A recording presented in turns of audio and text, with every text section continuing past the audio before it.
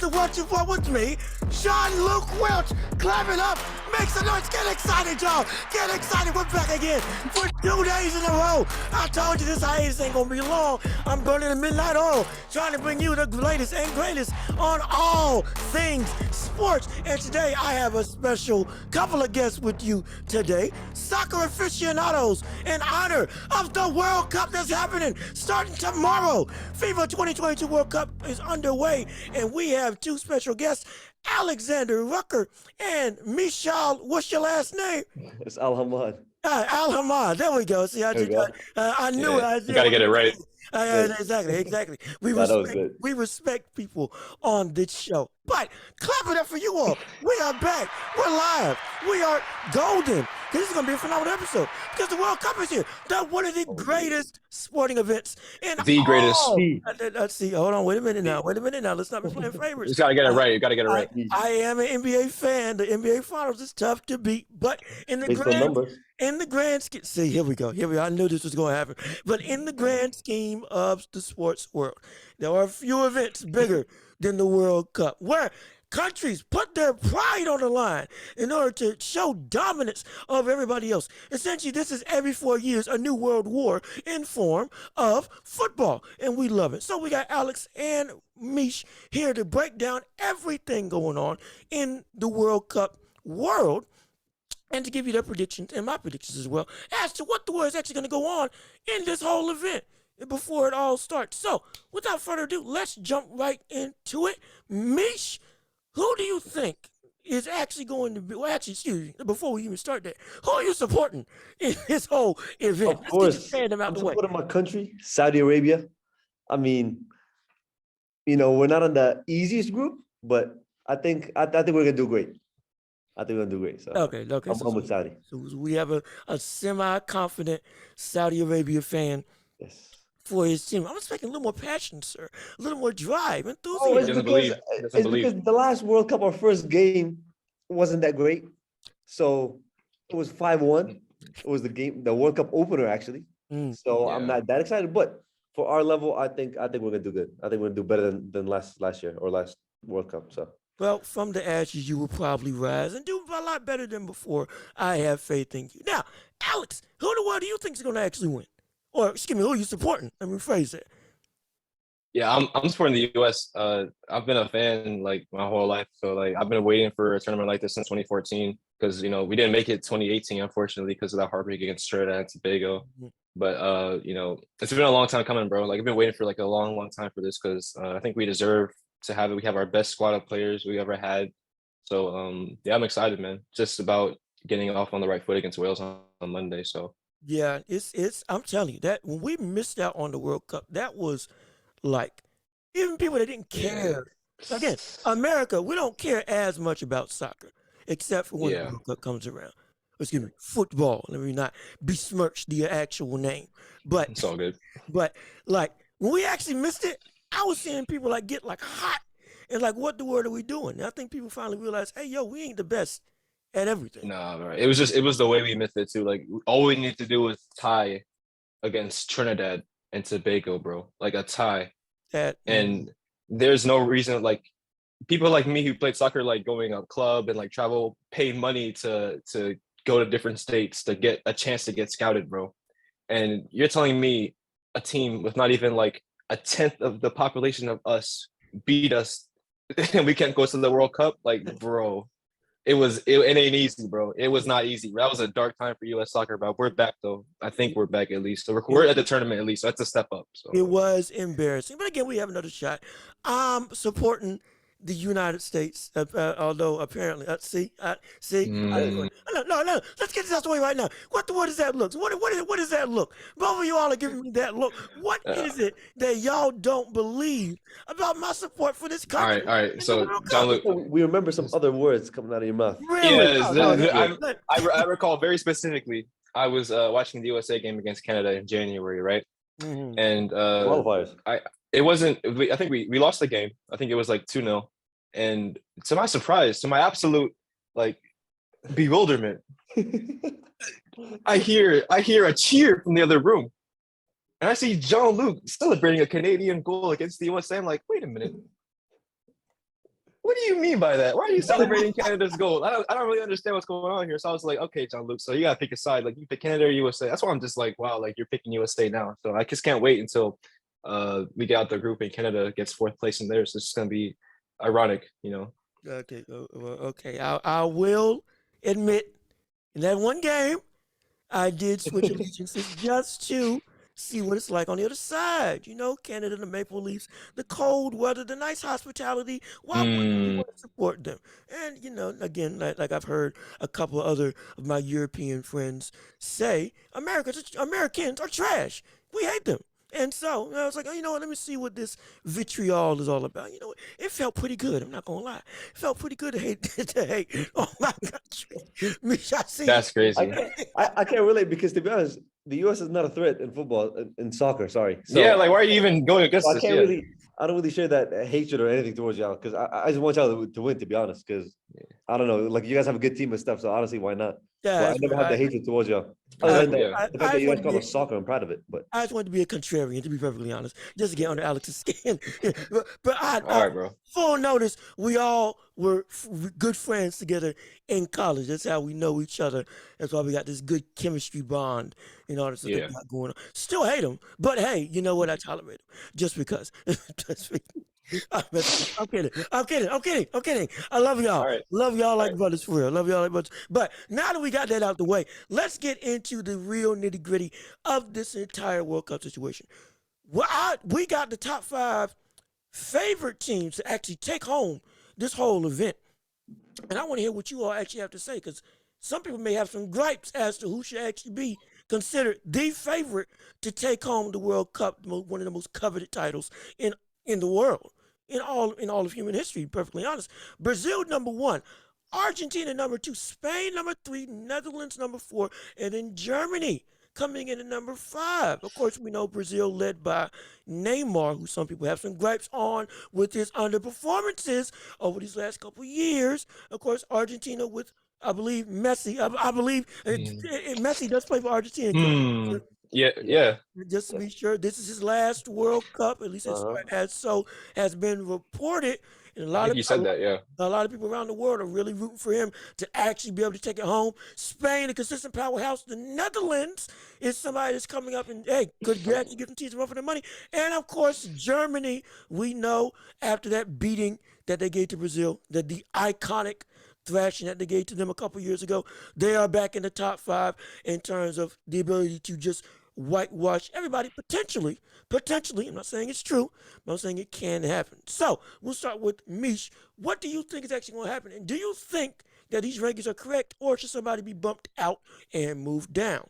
I mean, I can give you my rankings of what I think is, but look, these rankings, they just read, I feel like they're just like big names. I mean, of course, exactly, going to be big names, but the Netherlands, Germany, like what have they done in the last 5 years? Spain, they haven't been anything other than what cup they were on? The cup that they just made recently? The Nations League? Yeah, the Nations League. That, I think the Netherlands went to the final or something. But other than that, it was just like, I don't think Netherlands is in the top 5.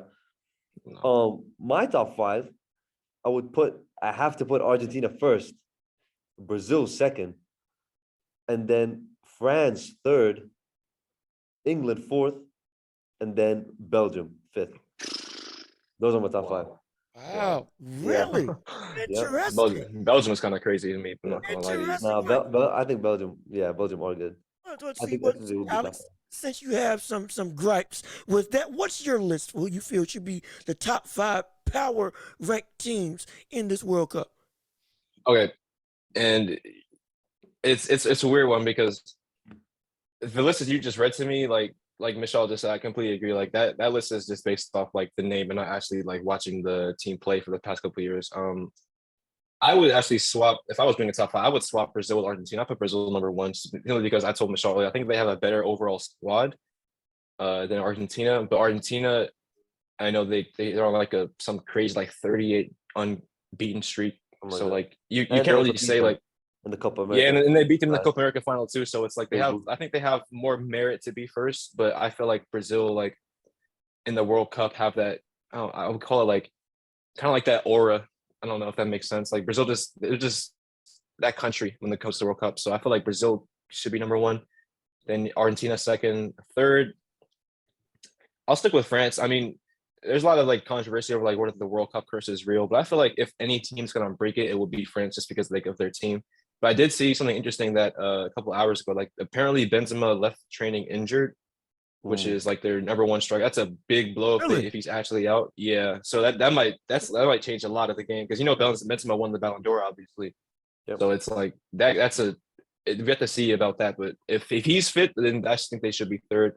Fourth, England's that's fine with me. And then fifth, and I need you guys to hear me. I think Denmark should be fifth, to be honest with you. Over the past couple of years, I think they've done more than enough to prove that they should be at least in the conversation for a tournament like this. Because if you look at it, like in the Euros, they made it to the semifinals without their best player, and they should have won the semifinal. They should have beat England in their own in Wembley. They should have won that game.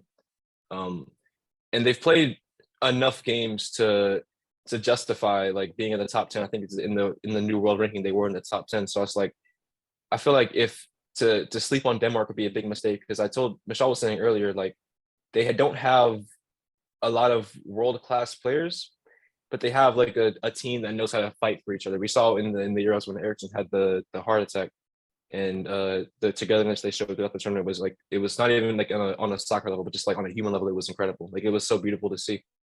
So I think if they continue with that sort of momentum from the Euros, as well with like getting players back like Damsgaard, like Højbjerg, and now with Eriksen, I think they have more than enough potential to upset teams like Germany and the Spains and the Netherlands that shouldn't be there in my opinion. So I think they should be in the fifth spot.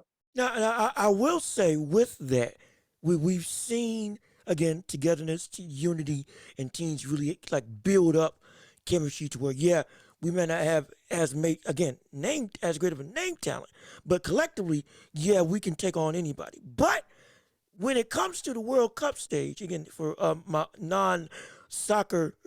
football following fans, compare that to the NBA Finals. When you get to this stage, or rather the NBA playoffs, when you get to this stage, now we've seen teams that have chemistry going into big events regress because the spotlight becomes too bright. Do you think that can be something that does affect the team to where while they are together, it could fall apart because players may not be used to having this level of pressure put on them as a whole? Because it's easy to build a bond and keep a bond when you got pressure that you're used to. When you got an extra amount of weight getting pressed on you, not just from yourself, but also your country, and then understanding the passion and the drive that every other team you're now facing has as either just as much or even as or more than you, it's like, can they keep that bond together to still play consistently? Yeah, I think they can. Because I don't think there's that much pressure on Denmark, to be honest with you. I think Denmark aren't expected to win the tournament. They're not expected to go anywhere further than the quarterfinals. But I think that's exactly the reason why they potentially could. Because I don't think anyone's looking at Denmark and thinking like, they have a team that should win the tournament. Like people expect Argentina to be semifinal final. People expect Brazil to be semifinal final. No one looks at Denmark as a European power. Even Portugal maybe might be able to have more pressure on them than Denmark. So I think there's so many storylines in the World Cup where it's like Cavani's last World Cup, Suarez, Neymar, Messi, Ronaldo, Bale, even all these names are, I think the pressure is more so on their countries than will be done. Denmark doesn't have that little one standout player where you would say the team has to flow through him. Like he's the most important player. They have like a bunch of good players. So I think there isn't really a pressure on their country or team as a whole, but that's exactly why I think they'll go as far as they maybe like semifinals possibly for the World Cup. And I think that could also be the not the downfall, but the pressure on Argentina. Because as you were saying, Alex, the winning streak that they had like before Copa and then during Copa, and then when they beat Brazil, they have so much, and it's Messi's last World Cup, and everybody wants him to win. The amount of pressure it ain't easy. It ain't easy. Yeah, I think it's super hard, especially after the 2014 World Cup. He got knocked out in the finals.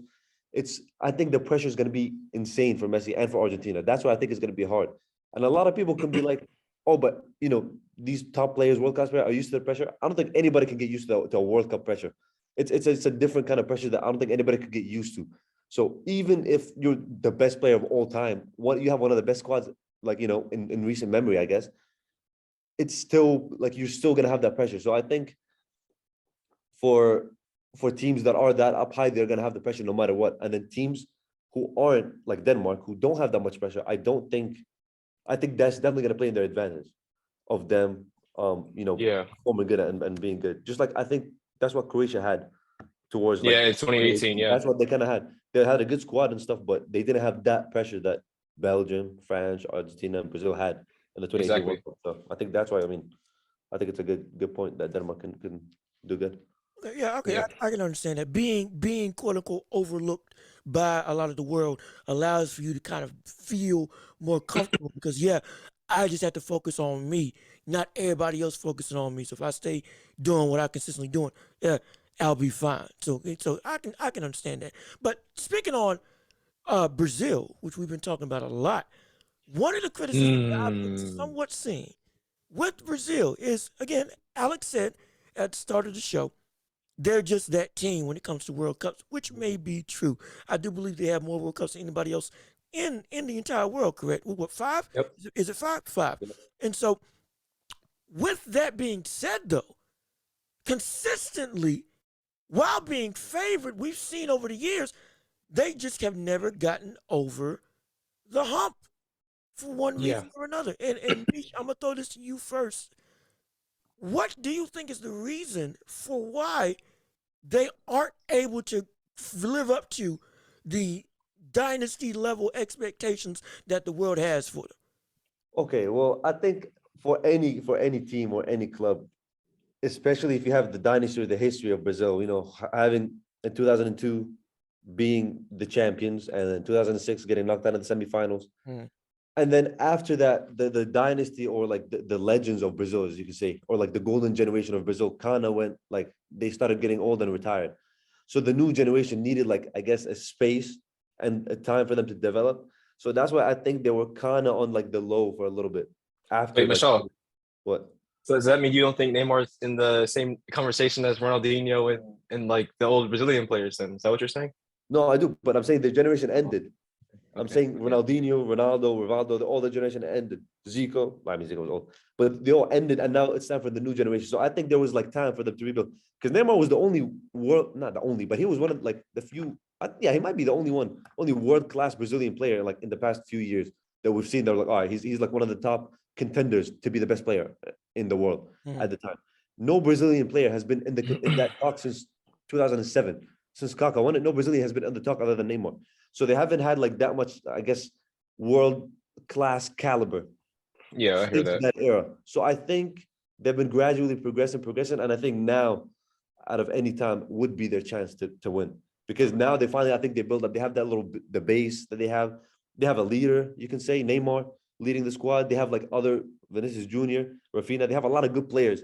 That I mean, he's the captain. Like no matter what we say, he's the captain. All right, okay. No, so he's leading. Like whether he's doing a good job or not. But I'm just saying, like having that squad, I think that would definitely like help them. And I think that's why they didn't, like a while back or like in recent years.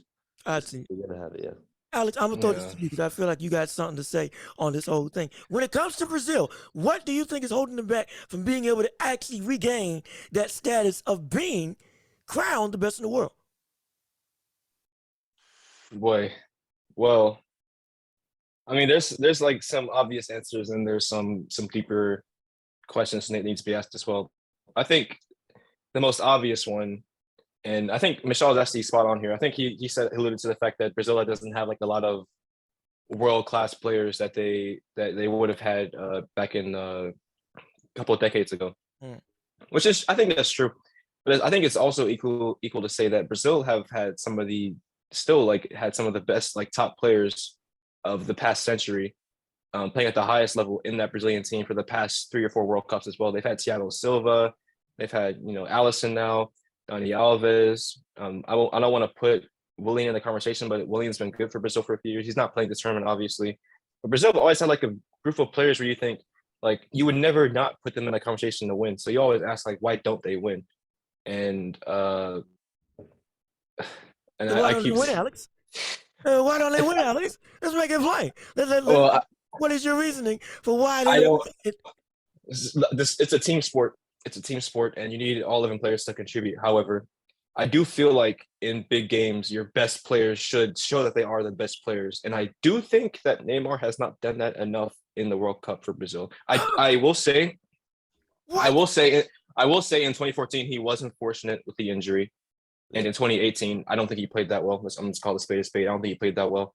But every time I watch Neymar in a Brazil shirt, I feel like when he produces, he doesn't produce against the teams that I expect him to produce against for the caliber of player that the whole soccer community rates him as. I don't think that he's done enough at that, like against like the Belgium, like Brazil should have beat Belgium in 2018. They had a better team than Belgium did. And I can't like remember a single like highlight of Neymar doing anything in that game. Sir, so I'm just wait a minute. I just think it's a bit. Wait a minute. Hold on 1 second. So you mean to tell me that Neymar has been consistently underperforming when it comes to the World Cup stage? I think Neymar flatters to deceive. And I don't mean that. And before I say anything, I think Neymar flatters to deceive. I think, and let me explain what I mean first of all. Okay. Before I say anything, I think Neymar in the past decade has been one of, outside of the Messi and Ronaldo's, has been arguably like the most consistent top level player of the past like few years. I would actually argue that. Okay, true. And I think it's fair to say that I think Neymar has that level of talent and ability to be just below that conversation, but never anywhere near those two, if that makes sense. True. So I think people I think people look at Neymar of this like, I think people kind of like romanticize what he actually is and like don't actually like look at the details of his career. I feel like Neymar has had really good teammates around him, really good players around him, and he's always been the little golden boy. And I feel like that's fair, but I mean that comes with a price, dude. And that price means that when I watch you in big games, you have to perform. I mean, I know we're going away from the World Cup a little bit, but if you look at his career at PSG in the past, he's been at PSG for like 5 years? 2017. Yeah. Beaten against Real Madrid, who won the tournament, fair enough. Beaten against Manchester United, who were absolute very bad Manchester United team. And it was in 2020, lost to Bayern Munich in the final, but had a very easy route. 2021, lost to Manchester City. But he shined. He shined in the final. In the final, but they lost. Great in the final. But they lost. He didn't do anything. He lost. Yeah, but it's still good. And in 2022, they lost to Real Madrid. In all of those games where this team was defeated, was Neymar like anywhere near his usual stuff in those games? Not really. No. And he wasn't that good. That was with who were his teammates at the time? Mbappe and Messi. Mbappe and Messi. Yeah, I forgot about it. Yeah. Well, that was just last year. Yeah, but I think with Neymar is like people almost put too much of like a expectation on him. And I think that comes from the fact that he played with some of the best players like Messi and Suarez, and he excelled in that team. But when he left that team and tried to do it by himself, it's been 5 years, and I don't think he's really proved anybody wrong as far as like he win a Champions League by himself. I think he did. First of all, I think he came super close 2020 to win the Champions League. But look who they played. They played Leipzig, Atalanta, and Dortmund to get to the final.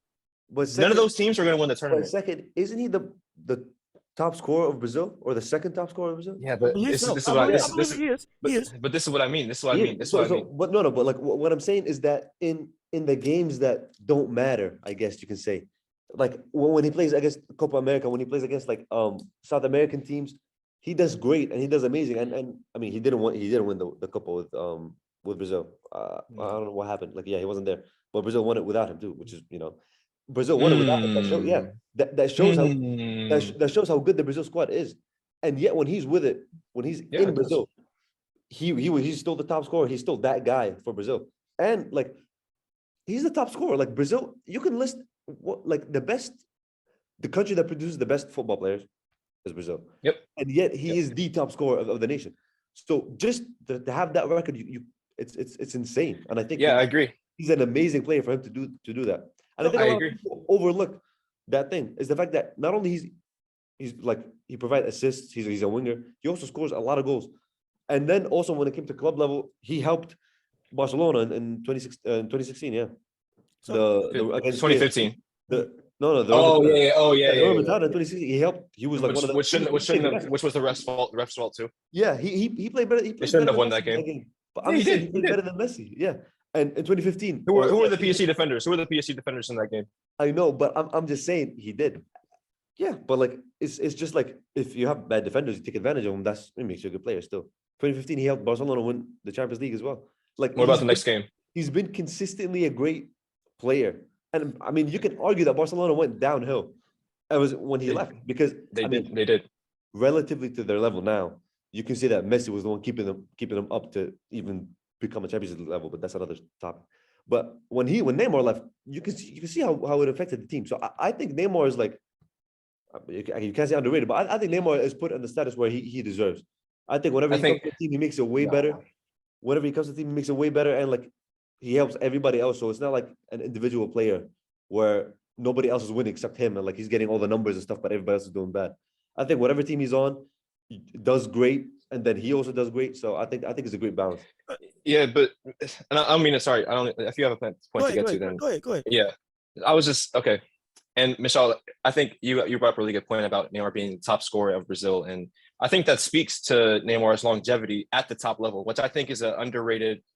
I wouldn't call it a skill, but underrated achievement that a lot of players that don't get. Even like you saw, like the names you just mentioned, like Zico, the original R9, Ronaldinho, all those players. Like you asked the question, like there's a reason why Neymar is above them in the scoring chart, and I'm like, yeah, it's fair, but also since their decade, Brazil have had a lot more games to play in between from this time Neymar started playing internationally to right now. And also, like I said, Neymar's longevity at that Brazil team is also due to the fact because they haven't had like a recognized striker for a very, very long time. You know that. And he's so I'm just saying, he has had a lot of injuries, and I say that is true. But I'm just saying to put context behind the reason why he's top scorer, and I'm not trying to like take away from him. I'm just saying though, like I think it's almost, I wouldn't call it like unfair, but I wouldn't put him, even though he is the top scorer, I still wouldn't put Neymar in the conversation with the R9s and the players we just mentioned. So I think it's a little bit, unfair to say that, but it's a conversation for a different topic, I guess. But I think it's interesting to say it nonetheless. So I agree. So if I may,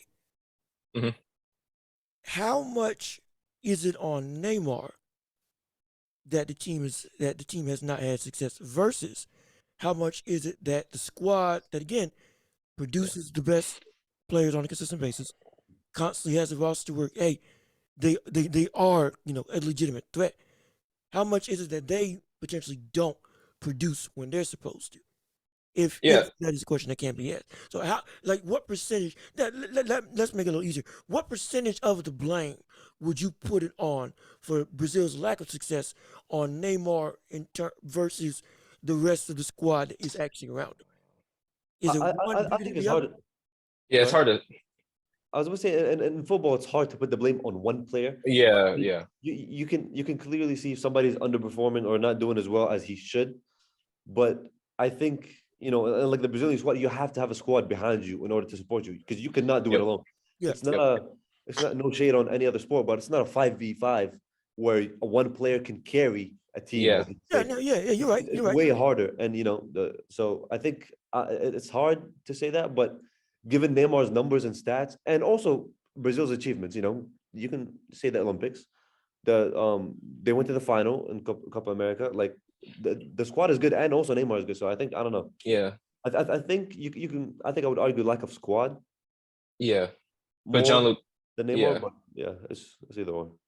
I'll also say though, I don't really like trying to blame a player for a team's lack of success, but I just think Neymar should be doing more in the big games in the World Cup for Brazil. That's just my opinion. But I will say though, like there are games where Neymar plays where like I watch him like, wow, you're the best player on the pitch by far. Like you're easily like the way you move the ball, the skill moves, like the 1-2s, the passing, like he's a magnificent player. But it's always about that, like you're a magnificent player now, like cement it with something. You know what I mean? Like prove like put a trophy on the table to show me once again that like you can do what you're being asked to do. So I'm not saying like Neymar really isn't that level of like, world class. Like I feel like he's been like probably like the player that most people would admire for generations even to come. But it's just like I feel like Brazil, that there's no other country on the planet where I think like there's as much pressure on a player more than Neymar. Like I think Brazil as a country, like they've always produced world class players, yeah, but in this generation, Neymar's really been the only one to compete for like a Ballon d'Or. You know what I mean? Mm-hmm. So there's Neymar has a lot of pressure on. I think other than Messi or Ronaldo at their international level, I think Neymar has the next most pressure on him. So I will say like it's not easy to bear that burden and have the tension of Brazil. So I will say like it's not all his fault, but I just think there are moments where I'm thinking like yeah, you have to be in the game more. Like I've seen Neymar ghost like a lot of big games. So I'm thinking like yeah, like where were you? That's all. So. Okay, all right, okay, I can see that. I can understand that, and I also understand the romanticism of sorts of Neymar because of the way that he plays. Again, it's incredibly pretty. It's incredibly pretty. Again, one of the greatest dribblers that this sport has seen. I mean, very true. Again, I'm a brother who I try to follow. I legitimately do try to follow everything, and I wasn't all into football. Excuse me, I'm still struggling to say it just because it's so ingrained in me. But when I watched him play, like for the first time, I was like, brother, this cat is mesmerizing. Yeah, baller. So I can understand how his game in and of itself may overshadow in some people's eyes what the actual production may be. Again, I get leading scorer, one of the top leading scorers in Brazil, one of the greatest players we've ever seen, consistently one of the greatest players in the world. In that front, no, he's not being overly vaunted. But in terms of, like Alex said, when he does not show up in games that you expect, hey, do a little bit more, his play may pull the wool over some people, not all, some people's eyes as to, well, how can you say he's doing that when just look at how he plays on the field? Because I've seen that happen a lot. I've seen that happen so much in the NBA a lot of times. Kyrie Irving, perfect example in terms of like when he won the NBA Finals with Cleveland, left Cleveland, went to the Celtics, and then went to Brooklyn. Both of those situations, everybody was hyped up on him because, again, box office, like everybody says, people pay to see him, people pay money to see that brother play no matter who he's playing. But with that being said, it kind of overshadowed, well, every time he's gone somewhere, what's happened?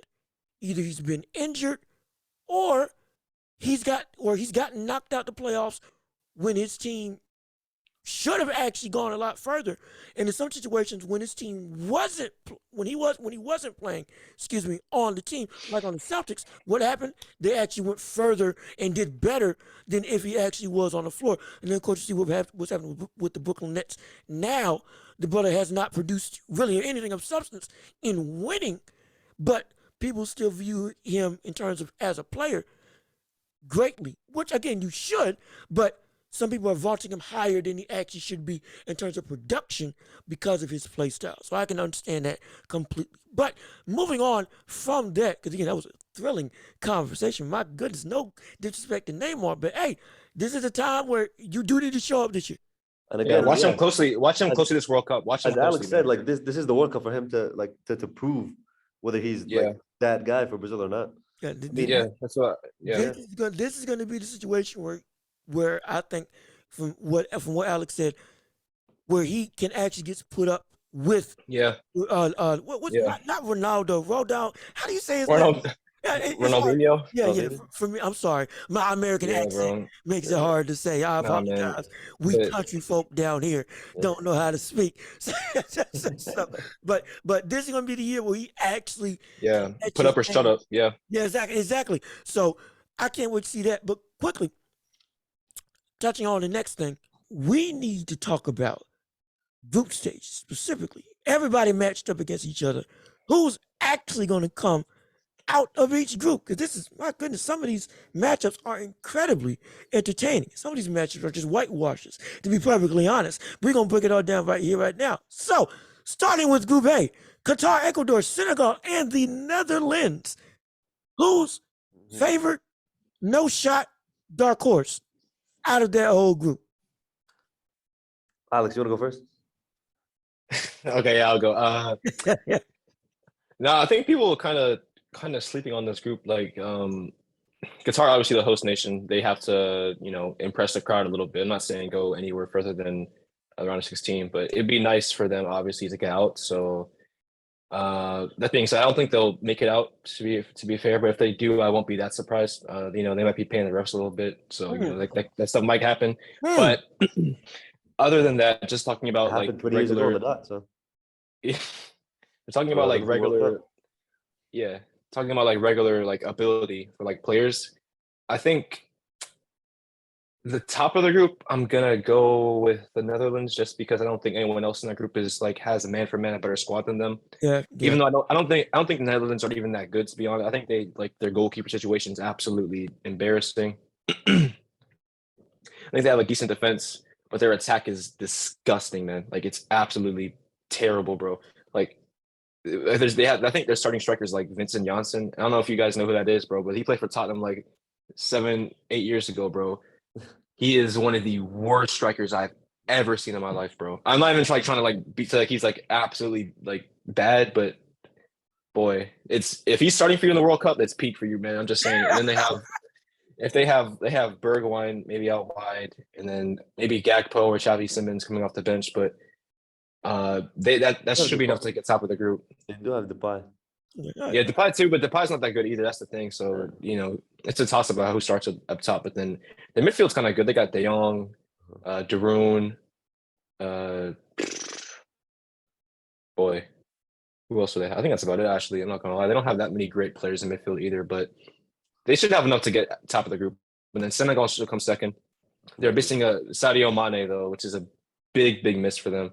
But considering he's been arguably one of the top 10 players on the planet for the past 5-6 years, and for him not to be at the World Cup, I know that's hurting Senegalese fans, man, because like that's like the big man of that country. So it's like it's a miss. But then third, I'll go with probably Ecuador. I think Ecuador has some good players. Don't sleep on Caicedo or Valencia. They have some top talent to maybe score some goals and maybe compete with the Netherlands a little bit. But I don't think they'll really beat them or probably even get close to like topping the group. And Qatar should finish last if everything is just and correct.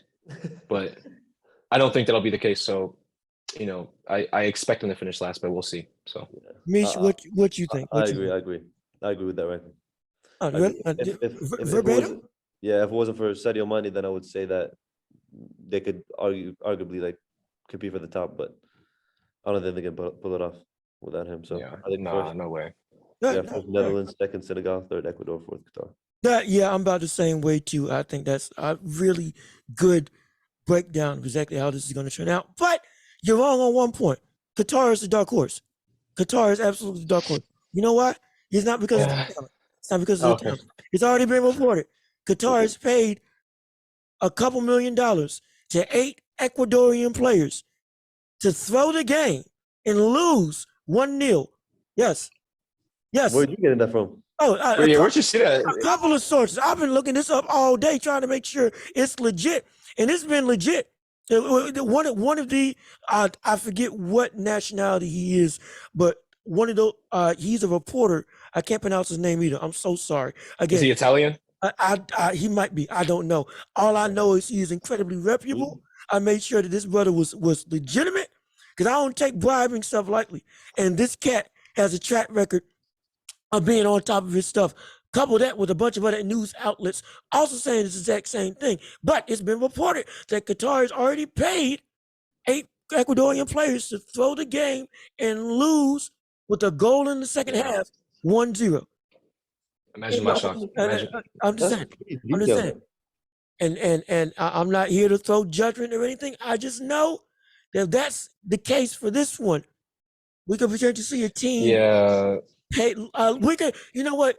For my gamers out there, we can see a team literally pay to win all the way to a championship. But I'll tell you what though, the Ecuadorian national players, if they try to come back to Ecuador, they're not getting back in the country. If they actually no. they're not going back. If it bodes true, they take the sport very seriously when they're not coming back to that country, bro. I promise you. You are absolutely right. And again, if Qatar wins like outright, and there ain't no funny bits, well then hey, that's just the way the chips fall. But if it does get found out that it's true, that they threw the game for in the World Cup, brother, let me tell you something. There's few sports and fan bases that I know that will kill a brother for messing up what they love. And that's baseball with the Chicago Bears when they ruined a brother Chris Bartman's life over him messing up a catch. Philadelphia fans in the NFL and in the NBA as well, and any soccer fan base, especially Ecuador, brother, you are talking about these players, if true, and if they did take this bribe, but they're playing a dangerous game. They're playing an incredibly dangerous game. If I were them, I would take that bribe and still win. Yeah, exactly. I'd be like, give me the money, and then I would kill them like 4-0. That's some foul behavior right there. But then you got to deal with the backlash from Qatar, the country themselves. I wouldn't care. What are they gonna do? You would be a hero in every other country if you just like kill Qatar. In the football world, you're gonna be a hero. Exactly. You'd be a legend. Yeah. Again, I hope they just denied it and just won outright. Because let's be perfectly honest. In my estimation, there's nowhere in the world Ecuador should lose to Qatar. None. In my estimation. I mean, I don't think they should lose, but it's not like a open and shut. Yeah, it's the World Cup. And also, anything can happen, bro. One thing that we haven't talked about: home court advantage, and not only because it's home court, it's because of the heat, the weather. Oh, that's true. Oh, I completely forgot about that. Yeah, that's something that everybody's playing. Ecuadorians are used to that, though. Are they? It's tropical weather. More like I mean, it's tropical, but it's not hot. It's not as hot. They're right on the what's the equatorial plane, whatever it's called. You know what I'm talking about? Yeah, the equator. Is it more humid, hot in Ecuador, or is it a dry heat in Ecuador?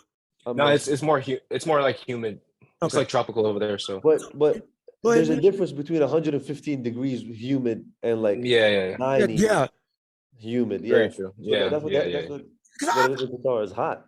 I believe Qatar is more of a dry heat. Correct. It's not necessarily. That is true. It's an island, so it's I think it's more humid. Could be. More humid.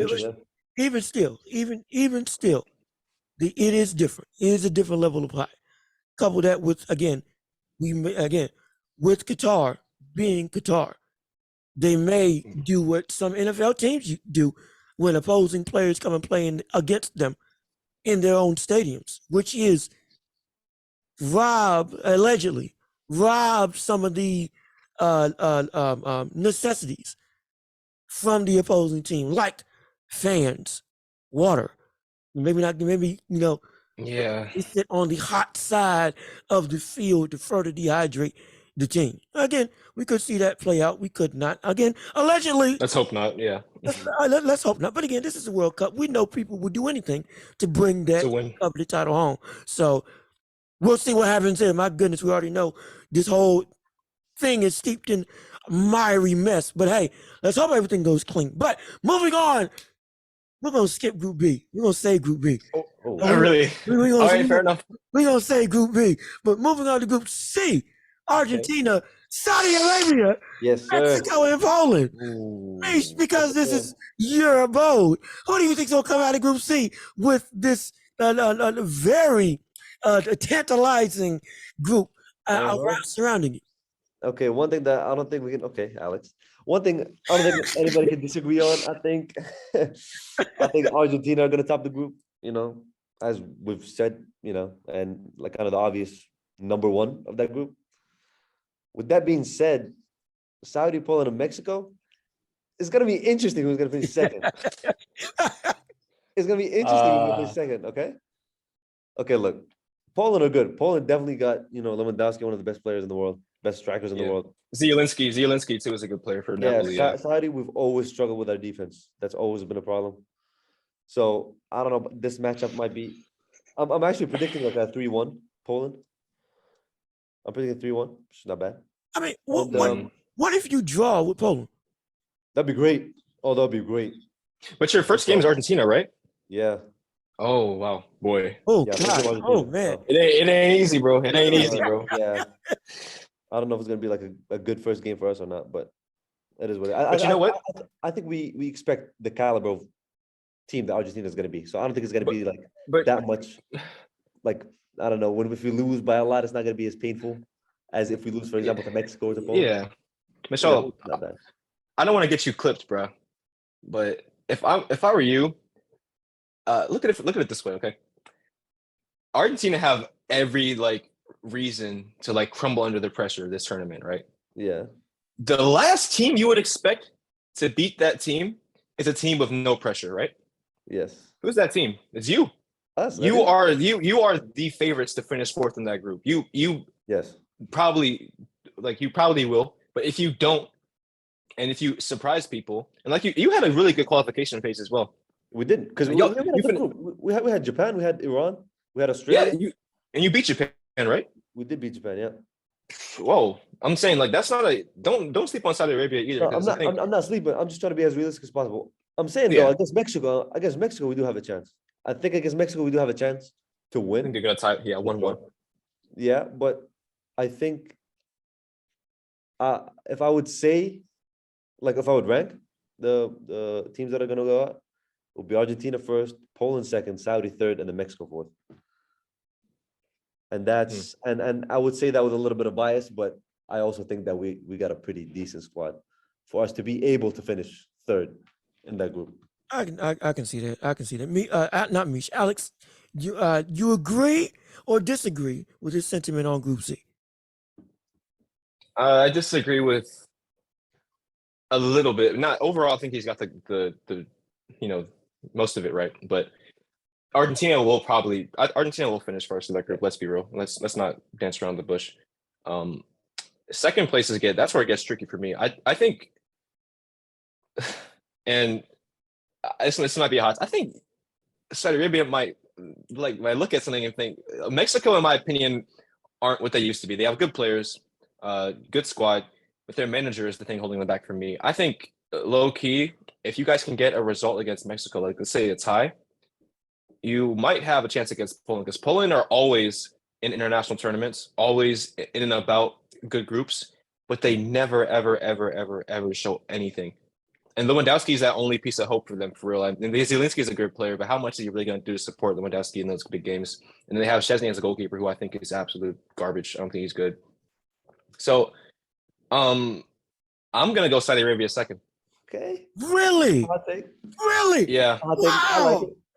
I'm going to go Mexico third, Poland fourth. That's my prediction. My goodness. Yeah. Saudi Arabia second. Whoa. Yeah. Don't sleep on Saudi Arabia, man. And the Heat too, like Michelle referred to. That's true.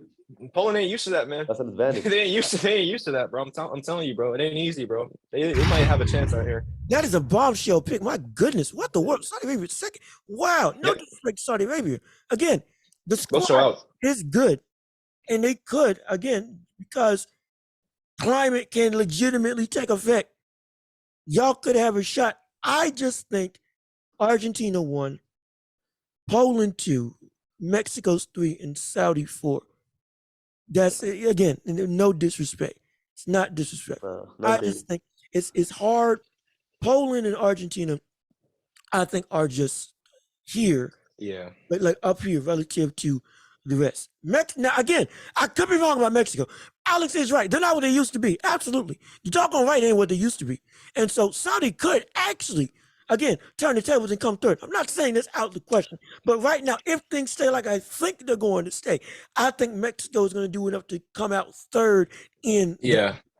If Mexico make it second, Michelle, you already know what I'm going to say. If Mexico make it second, you know who it's going to be because Ochoa, bro.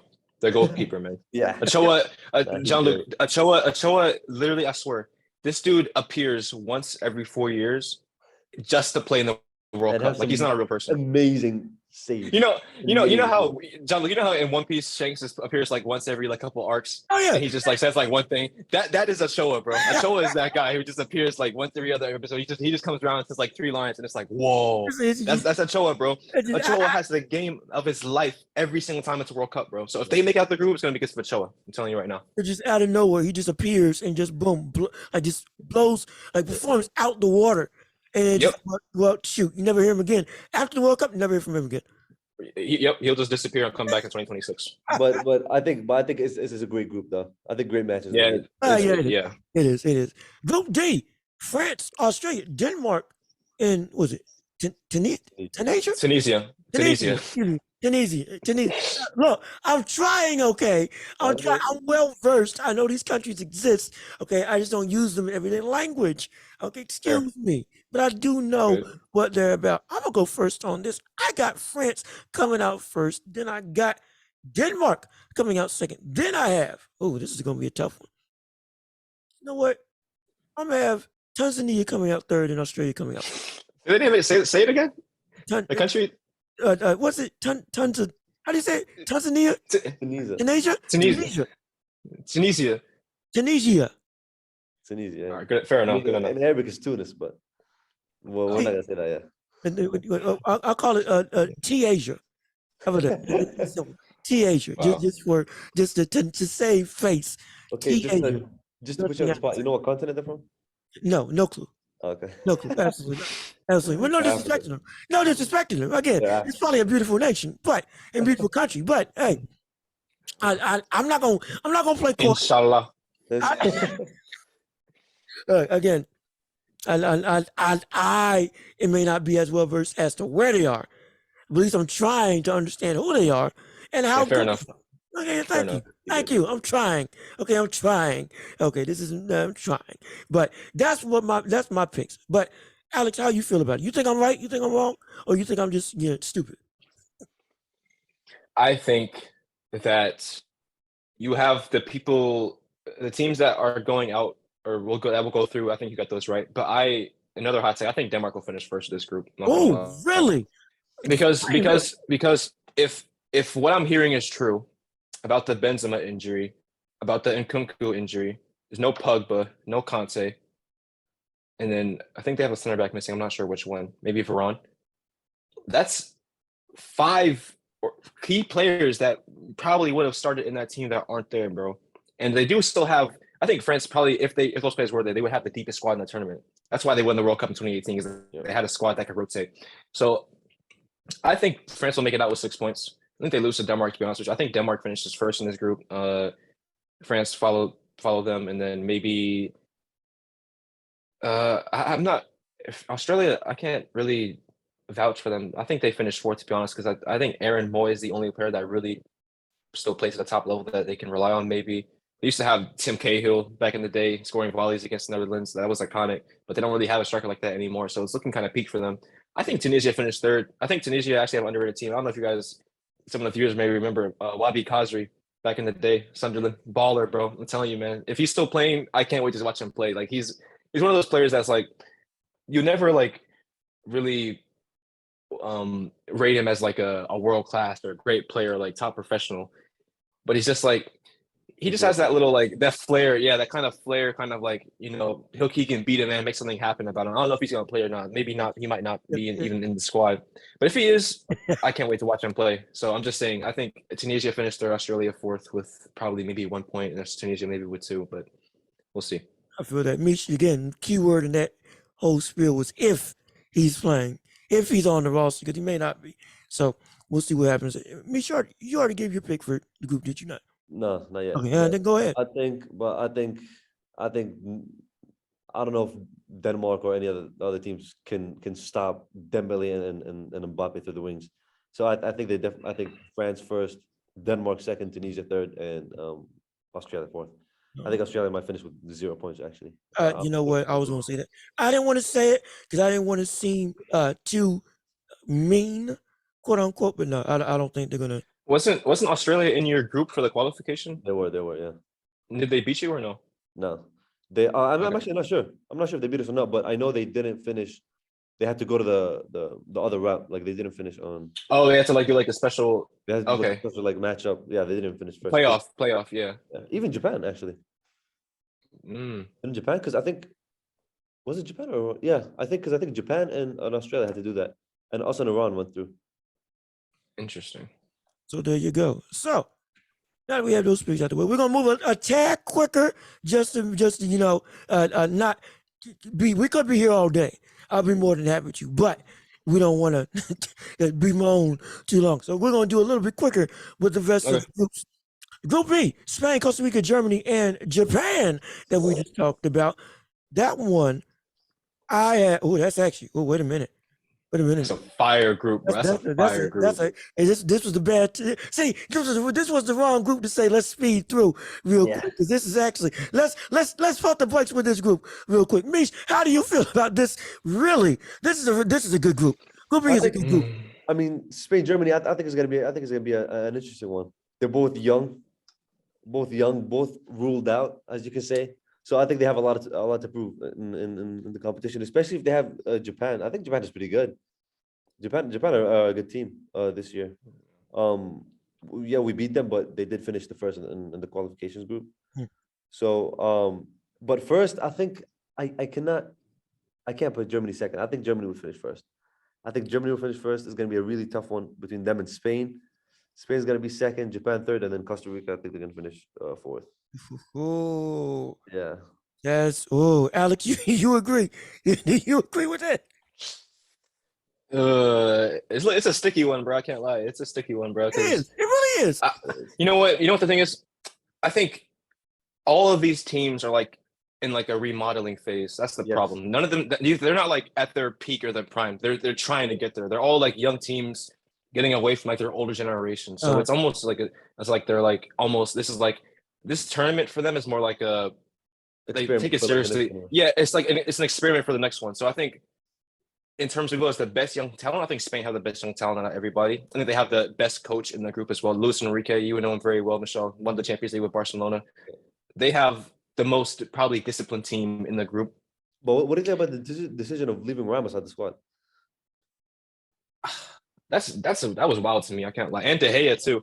No De Gea, no Ramos was crazy. I mean, to be honest, like Ramos, like he should have went. He should have gone to the tournament. But I don't think it's a they're gonna compete for the tournament. So like no Ramos is like a big miss. But I think it's better to have him in that squad because he's of the experience and he's been there for a while.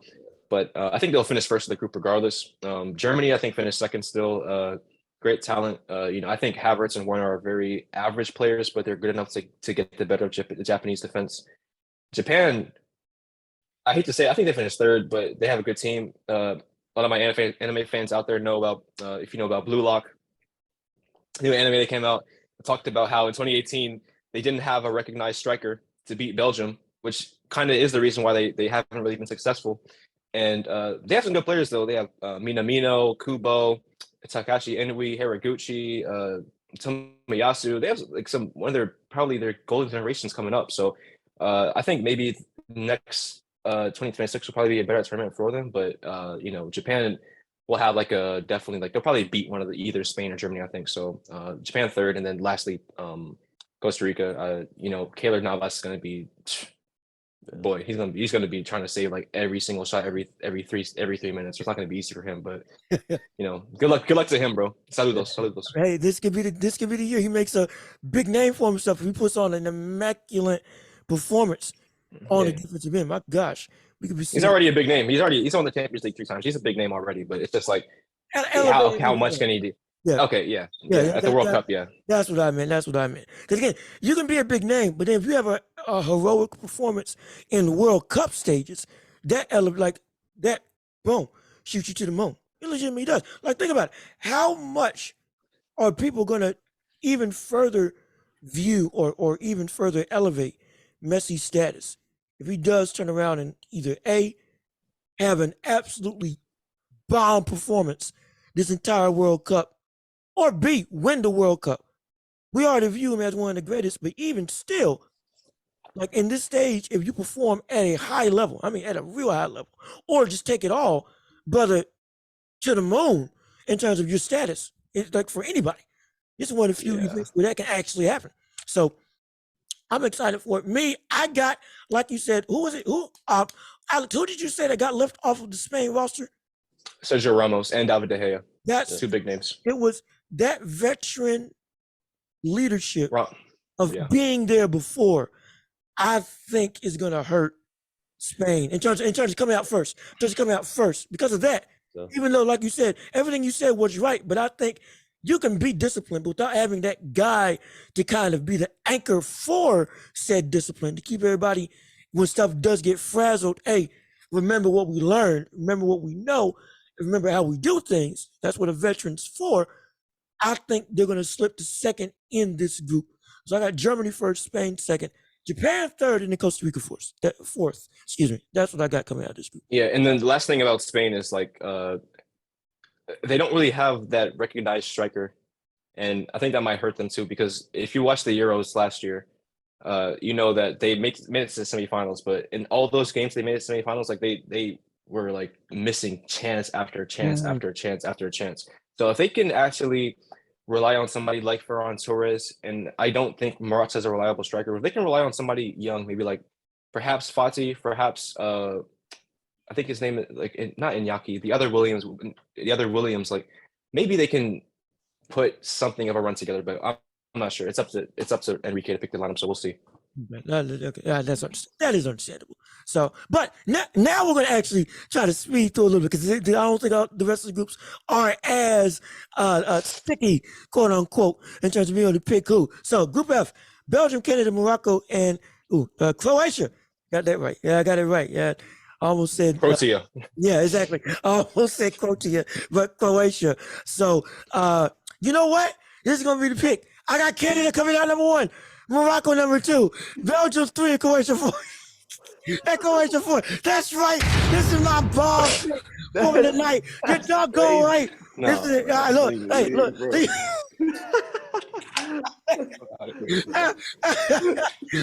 Okay. This is look, because the USA ain't in this group. Okay. That's a valid reaction. I'm not gonna lie. Wow, bro. Wow. Okay, look, I'm sorry. Actually, no, I'm not sorry. Doggone it. You know what? I want to see candidacy. I do want to see Morocco come out number 2, even though many people may not have high hopes for them. Croatia third, whatever. But I want to see Belgium. I want to see a big, like, oh my gosh moment. I want to see Belgium fall to 4th. I want everybody to look around and be like, what the world is going on in Belgium? That's what I want to see. This is my upset. I want to see that happen. So doggone it, come on Canada and come on Morocco. Let's get it popping. Let's make it happen. 1 and 2, let's go. That's what I pick. I'm sticking with it. And watch I'm right. I don't know. Yeah, bro. That's a bit like that. I think you got the group upside down, bro. I'm not gonna lie to you, bro. You might get it wrong, but I don't know, man. It's weird because Canada, like, their best players seem to be defenders, like in Alphonso Davies, and they have Tajon Buchanan, who is up and coming, but he's not really an established player at all. We could see him evolve. We could see him like kind of reach or get closer to his full potential as a player come this World Cup potentially. Oh, again with the pressure crumble. So and they have at 22. Yeah. Jonathan David as well is their most recognized striker, probably, who might score a few goals for them actually. So they can definitely compete with the big names in those groups, but I don't think they'll finish. I think they'll finish third. I'm not gonna lie to you. I'm sorry to break your heart, John-Luc. I don't even know if they're gonna finish third actually.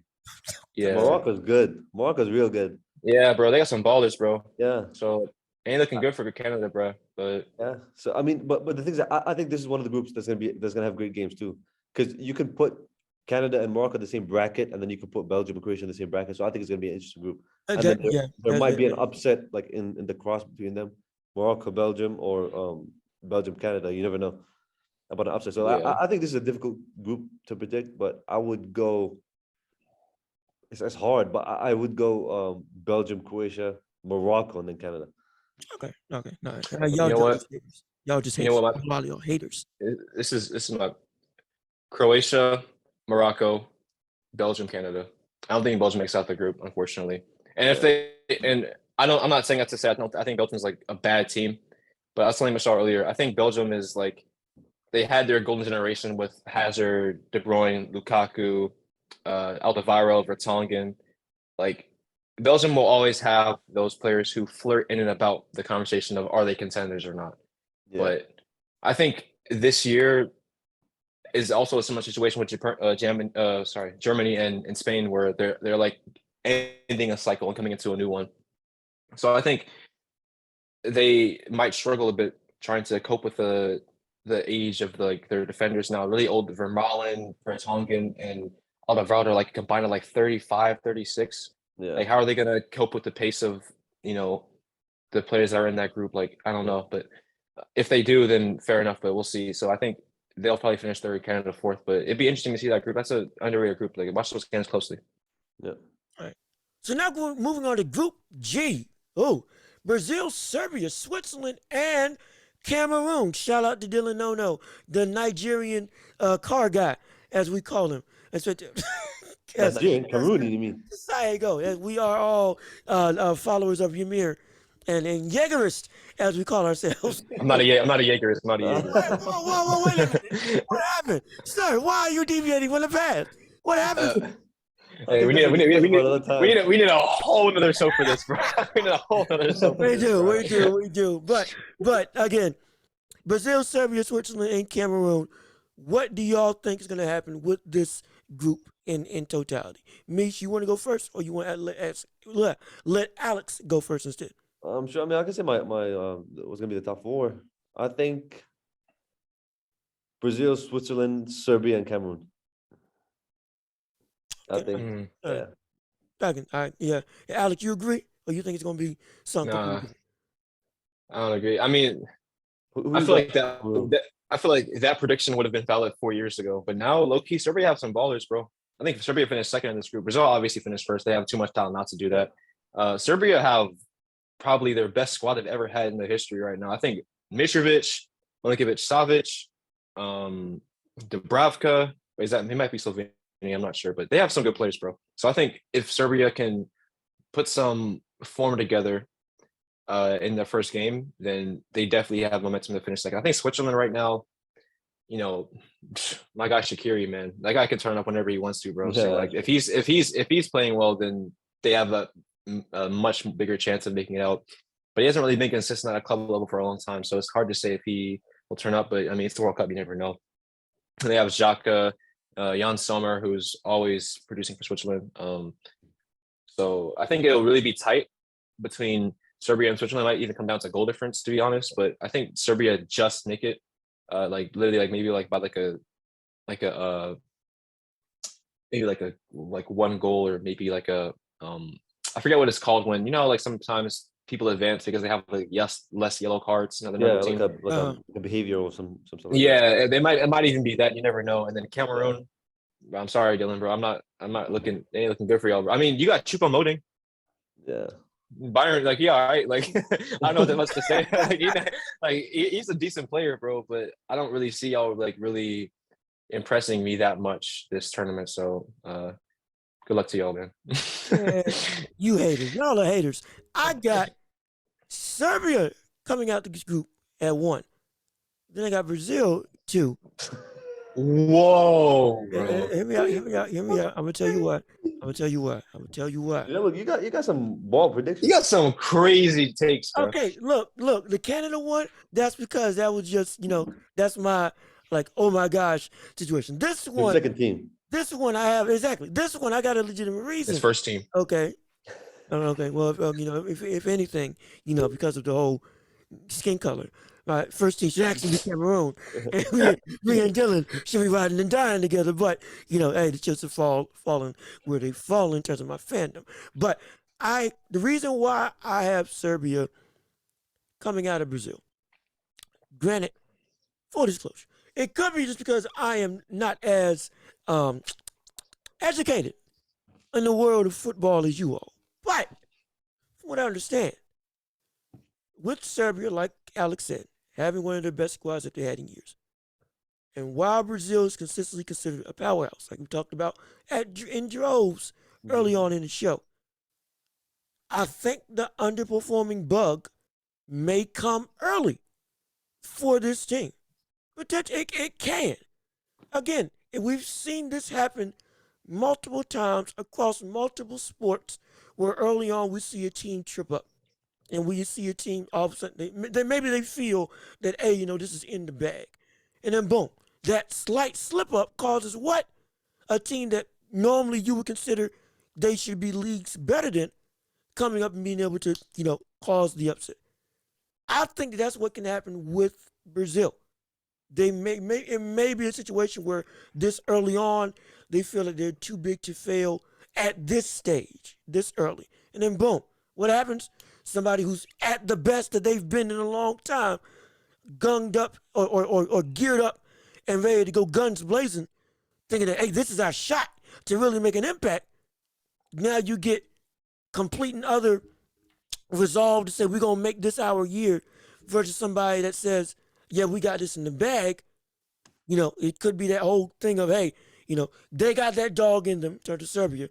Brazil may let got that dog in them. Exactly. And Brazil may let that dog not bark as loudly because they feel like, hey, we're just too big to fail for this to really be a concern. You can have your bravado and your drive and your enthusiasm. We have legacy and then Neymar leading this great squad.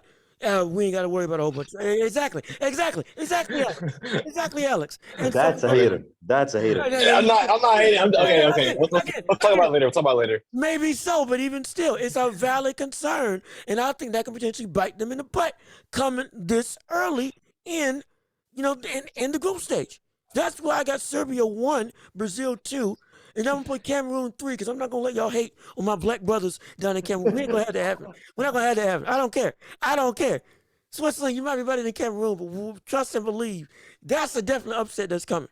So Cameroon got that dog in them.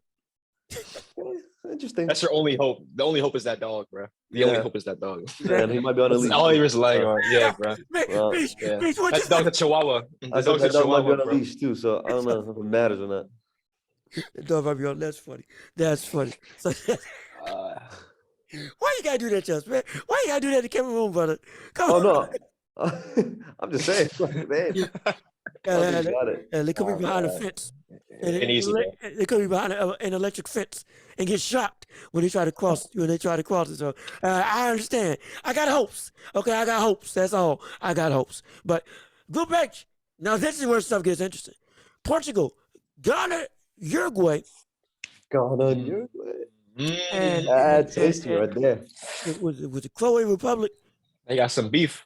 That's gonna be, and this is where I really want to harp in on Cristiano Ronaldo. Oh, in this group, actually, Mitch. Well, excuse me. Before we do, Mitch, what did you have that was so gung ho that you would like to divulge about Group H? Yeah, the GOAT. Yeah. Okay. Yeah, the GOAT. I don't know about that. You like to say it? No. I mean, look. I'm gonna be honest with you. I think Portugal might be finished. Ooh. I think Portugal might be finished. No. Yeah. Wait a minute. No, wait a second. Wait a minute. That is a. Yeah, I don't. I mean. That's a very ominous prediction that you got from Portugal. I think Portugal gonna finish third in the group. Wow. Whoa. I think Portugal finished third, and because look, especially what Ronaldo's going through right now, his head is not gonna be clear. He's gonna try too hard to prove something. That he still got it, that he's still that guy. That a lot of the team is not gonna go is not gonna the chemistry's not gonna be there. I feel like it's gonna crumble. They're gonna crumble. That's what I think is gonna happen. And I think the first two is gonna be Uruguay and South Korea. But because I think South Korea is gonna surprise people and is gonna finish second. Uruguay is gonna finish first. Man, so unfortunately, Ghana's gonna finish fourth. So you think that Portugal is gonna crumble under the lights in this World Cup? You got too much to pressure, and I don't think Ronaldo's that guy anymore. So I don't think it's gonna, because I know he's a big game player. I know that, and I know that's where he shines precisely. But especially in what has happened in that last year with United, I don't know. But I don't think he got it anymore. See, here's the thing about Ronaldo. I've learned while his skills have diminished. Yeah. And Alex, you put me on to this, so I got to give you credit for this. While his skills has diminished, the man, even again, dribbling ain't nearly what he used to be, but ain't as good of a passer. No, okay, that hasn't been for 10 years. Okay, Yeah. but the one thing that this brother you can call him is, at least I would call him, is a timely goal getter. Yeah. He got that dog in him. Just say it. He got that dog in him. Yeah, bro. Like, he can do nothing. And then he all of a sudden explodes when you need a big run for like 2 or 3 goals, like back to back to back, all because he's just in the right spot at the right moment. So that's why it's hard for me to say that with all these other teams, they don't have that type of X factor. Because whether you want to say anybody in this group is comparable to Portugal or not, it's the fact that even if they get Portugal on the ropes, it's the fact that, a perfect example, Deontay Wilder in boxing, when you got somebody like Cristiano Ronaldo on the team, even with his diminished skill set, similar to Deontay Wilder not being technically sound in his boxing ability, you got to be perfect all 92 minutes. He's only got to be perfect for 8 seconds in terms of Deontay Wilder. And for Ronaldo, he's got to be perfect for 5 minutes. And lo and behold, he's either tied it up or they took the lead and stole the game away. It can legitimately happen. So it's hard for me to say that Portugal's going to finish that low when you got somebody that, again, the great eraser, as you can call him, in terms of Deontay Wilder with his right hand and Ronaldo with this, again, timely goal scoring. The brother is going to consistently make it so that if you don't kill them and you get them a window, they get one good volley down the field and a good cross. Next thing you know, well, shoot, they're back in it when you thought that they were dead in the water. Yep. Yeah, I would say that 4 years ago, but come on, not anymore. I don't think so. So you don't think that a determined Ronaldo is going to even further I think a determined Ronaldo. I think a determined Ronaldo can. Yeah, I was about to do that. A determined Ronaldo has a lot in his bag and whatever. Like, he can definitely deliver. But I just, like, with the situation with United and with the old age, he's pretty old. I mean, he's pretty good for his age, but still with his age, with the pressure with United, I think he has too much pressure, and I don't think he's going to deliver, or Portugal itself is going to deliver. So okay, all right, Alex, how you feel? Do you agree, or you think that's complete another the garbage, as they would?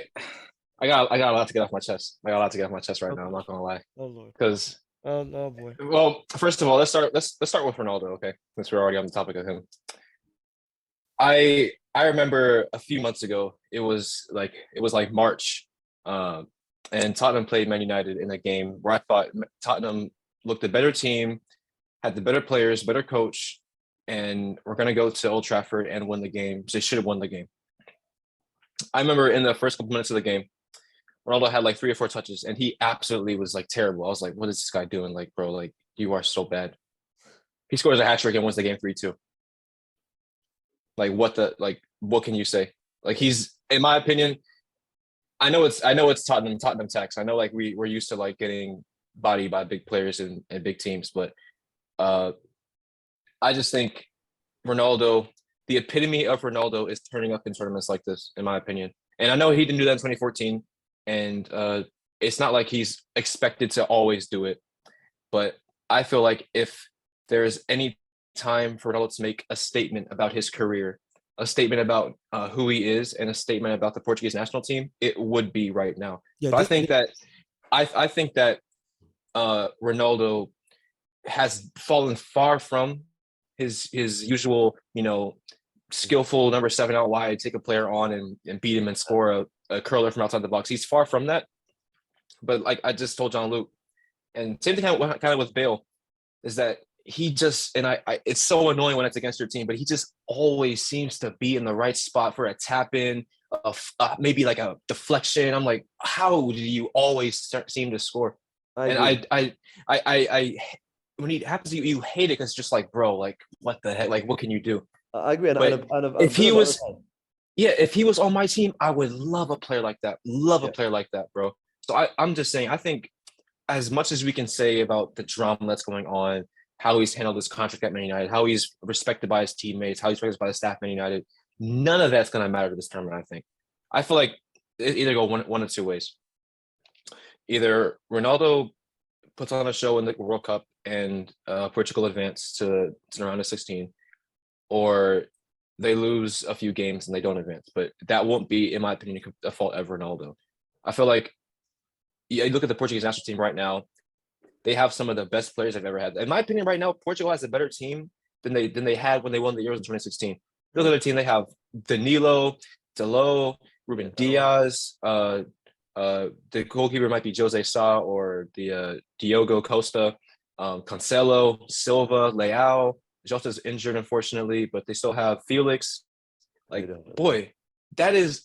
I just named you like 3 or 4 world-class players, bro. Like they have every tool necessary to get out that group. I just feel like if they're too self-centered on focusing on getting the ball to Ronaldo, it might hurt them a bit. But even then, I feel like they have enough quality in that team to get out that group. So I think Portugal finished first in that group. I think second place, Uruguay.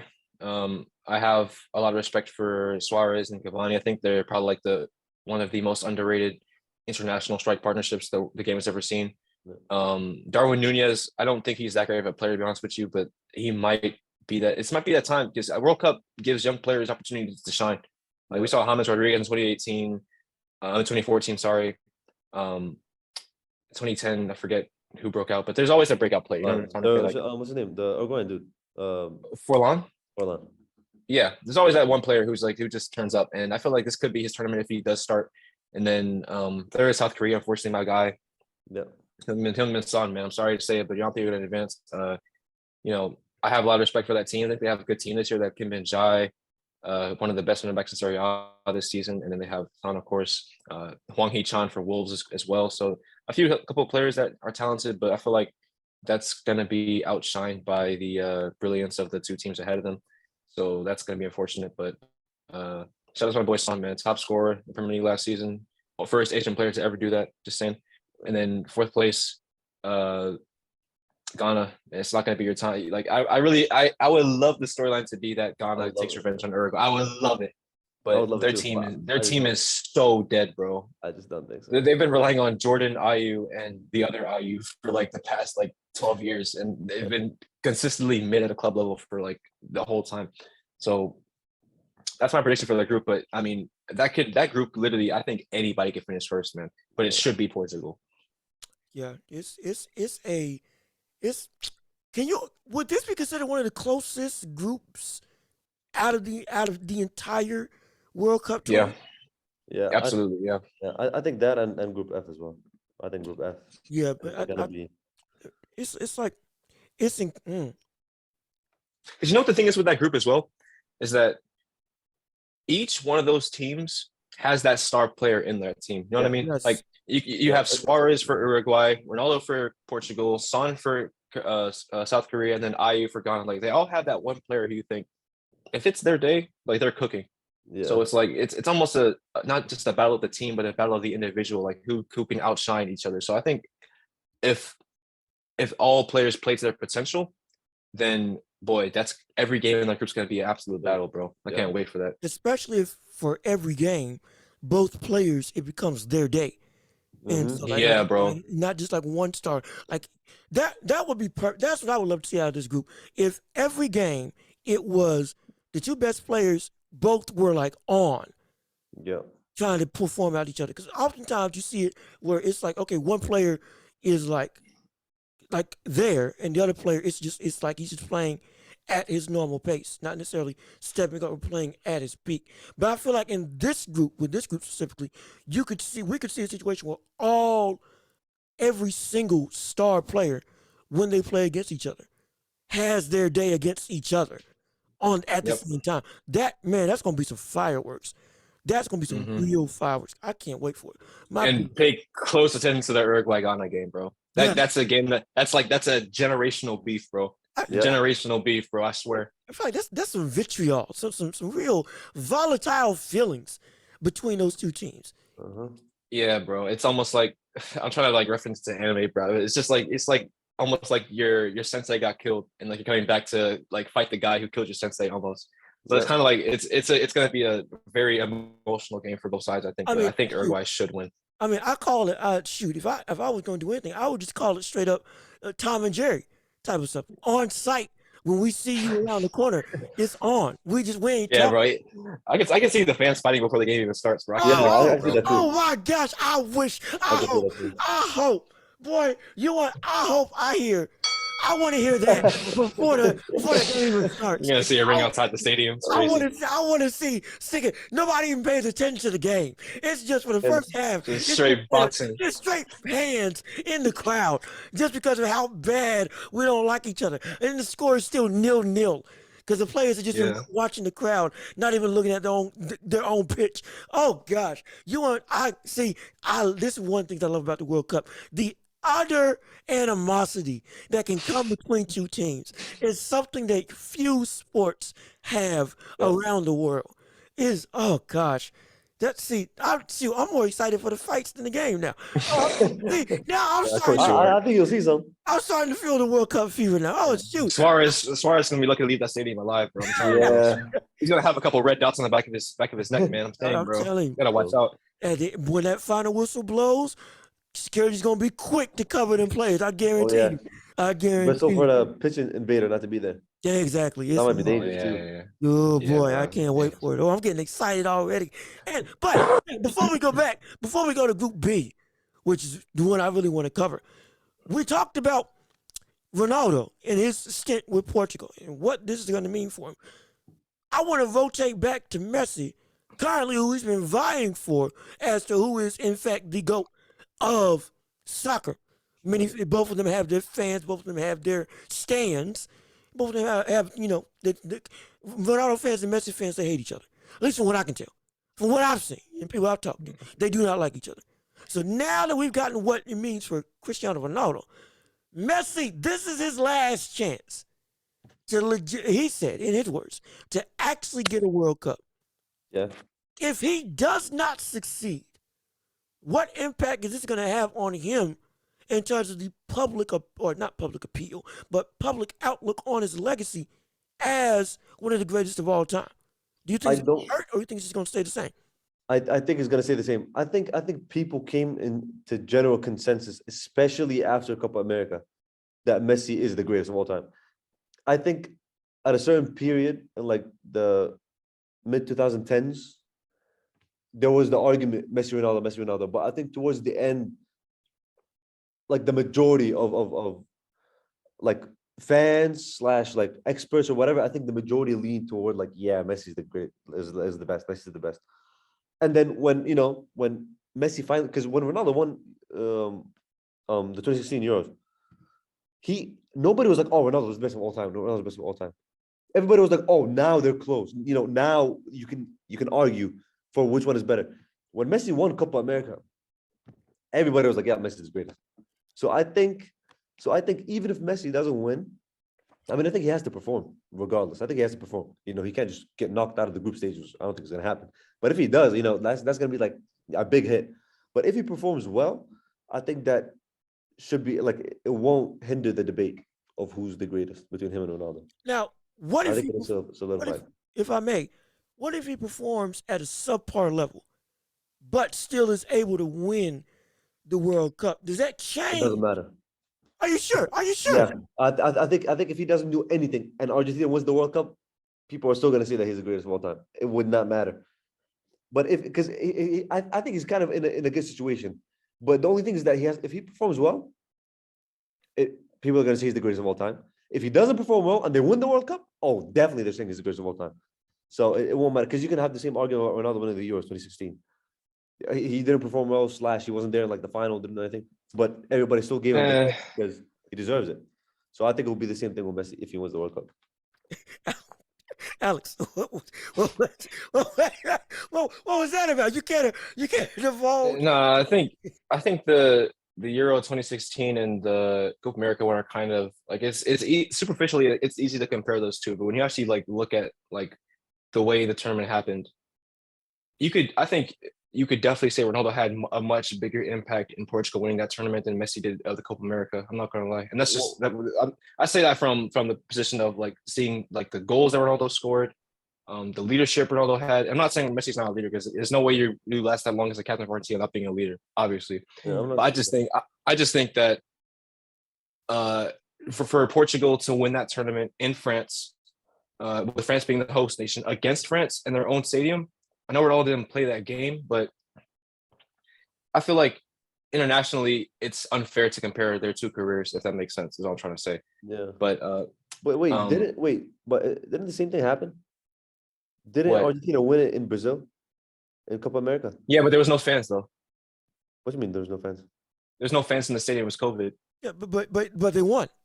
Like they won, but I'm saying in Brazil similar to Portugal beating France in France. But I'm Messi saying playing and Messi having a pretty decent game too.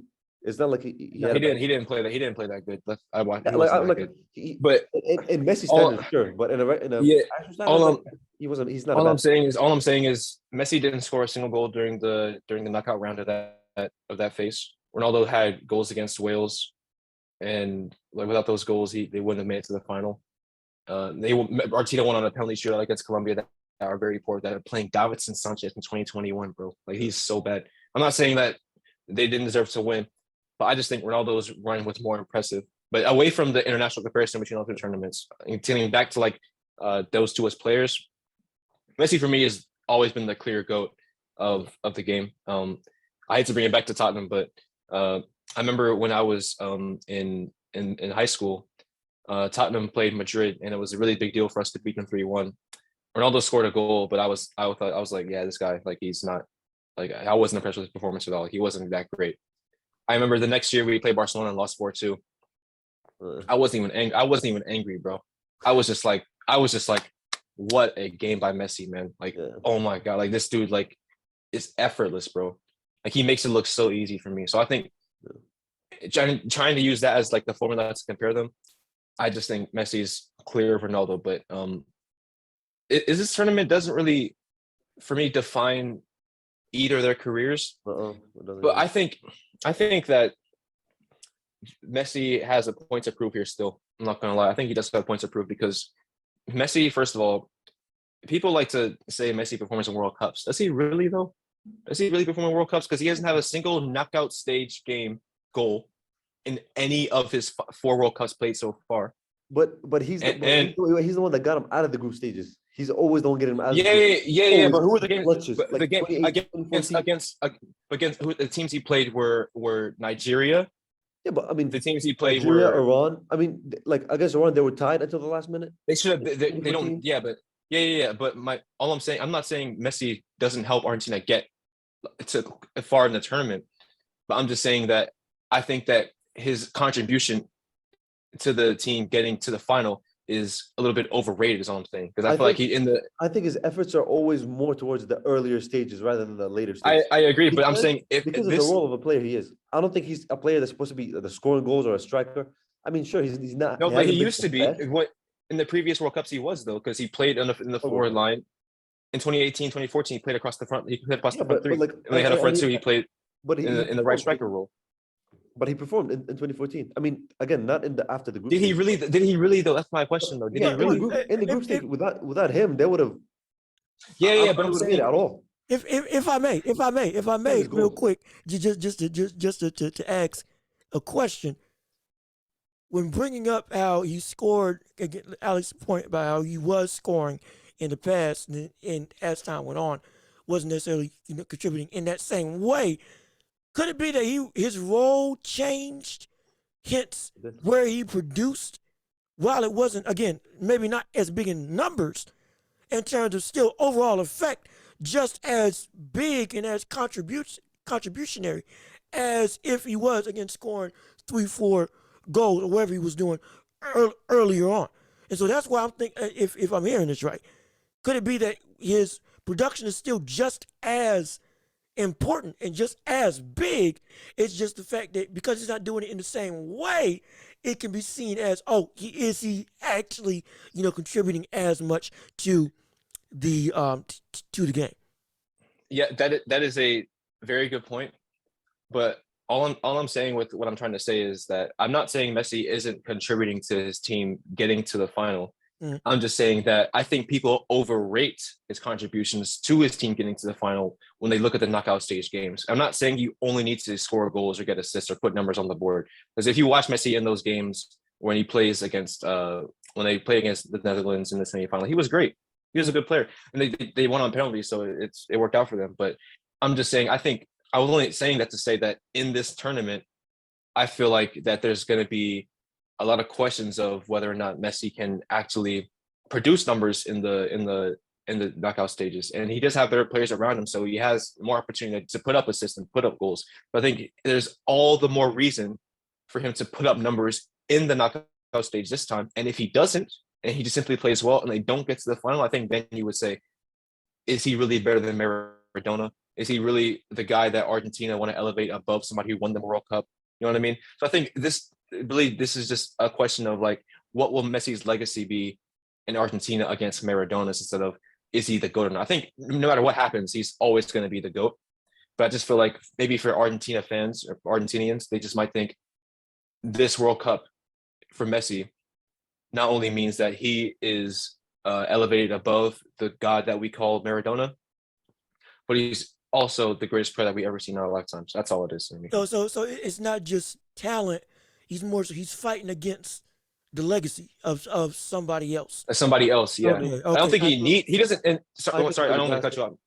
Yeah, go ahead. Yeah, I don't want to cut you off, Michelle, but I was just saying, like, I think even if he doesn't do that, I feel like he's still but I think he's in that bracket still of like the Maradona. Like he's still there, but it's just like I feel like right now, like they're right here, and Messi winning the World Cup put him here, and if he didn't, he would just stay here. So I feel like there's like a question of who was better. And I feel like if Messi wins the World Cup after all his achievements in Europe as well, I feel like that then you would say like if there was a question, which I don't think there is, but if there was a question of who is the GOAT, I think you had to be put to bed right there. I mean, like I could talk about that too, but I like for the sake of time, I won't. But I don't because I don't think so when it comes to his, achievements with Argentina, going to 3 Copa Americas in a row, and then I think winning the 4th one, with him going to the World Cup final, with him and all these is him being like, I mean, I wouldn't say unlucky because at the end of the day you have to do something in order to win, but him going through all these achievements, I think that already puts him over a lot of people, and finally winning it, I think that definitely puts him over Maradona. I mean, Maradona is one of the best ever. But I definitely think Messi is over that already, and I don't think him winning this World Cup would prove that he is over. I think it's already solidified, in my opinion, that he is better. I think his career with Argentina, I think that's underrated. Actually, the top scorer of Argentina, I'm pretty sure the most assists, or maybe Di Maria actually, but he's one of the top assist providers in Argentina. Yeah, I think he's in top 3 if I'm not mistaken. Argentina. So I think Messi's position with Argentina, I think it's solidified, but him winning the World Cup is, if anything, is just like winning the World Cup is winning the World Cup. So, but I think even if he doesn't, I think he's still like out of the debate. He's already better than Maradona or like any player. Okay, yeah, I can see that. I think that again, if he wins it, doesn't change how I feel in terms of both legacy and greatness. Both of those, I think he would be tops. The only thing is, in the eyes of the rest of, specifically with Argentina. Honestly, that's all we're arguing. Argentina fans, are you gonna put him over Maradona or not? Depending on this World Cup, I think that he's already there, similar to Alex. If not neck and neck, I think he's already above. But I think again, the talent already better, absolutely. The legacy for the Argentinian fans, that's the question. Is what he's trying to get over. It's hard. No, it is. When one is a World Cup player, one is a World Cup winner, and one is not. Like you can't, But one did like everything else, and that's the thing. Like, is it fair? Yeah, like 7 Ballon d'Ors is crazy. And Maradona never won Copa America, by the way. You see what I'm saying? So he in the World Cup though. No, but I'm just saying, if you talk about big trophies, bro. But come on, no, bro. Okay, I'm just saying in terms of like winning. I mean, I know the world. I'm not comparing the World Cup and Copa America. I'm just saying, Messi finally won something for Argentina because that's the first time he won like a major tournament with Argentina. And Maradona won a major tournament with Argentina. Bro, the Copa America wasn't played every 2 years when Maradona was playing. Yeah, I know. It was like every 4 years. Like I understand that was corrupt. Yeah, so Messi had 2015, 2016, 2019, and 2021 to win the Copa America. How many? That's more than any amount of Copa Americas Maradona played his entire career, and he played that within like 5 or 6 years. But it's crazy that he's been to the final. What, 3 of them, 4 of them, and underperformed in most of them. Yeah, I don't know, like underperformed.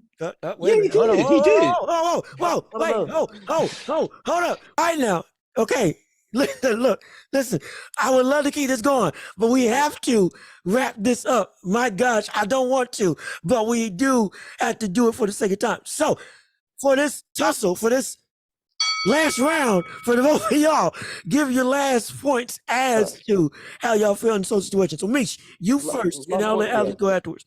Like, all I'm gonna say is that, I mean, look, Maradona is a great player, right? He's a great player, and I cannot speak of him because I didn't grow up watching him. Didn't watch him, yeah. Before my time.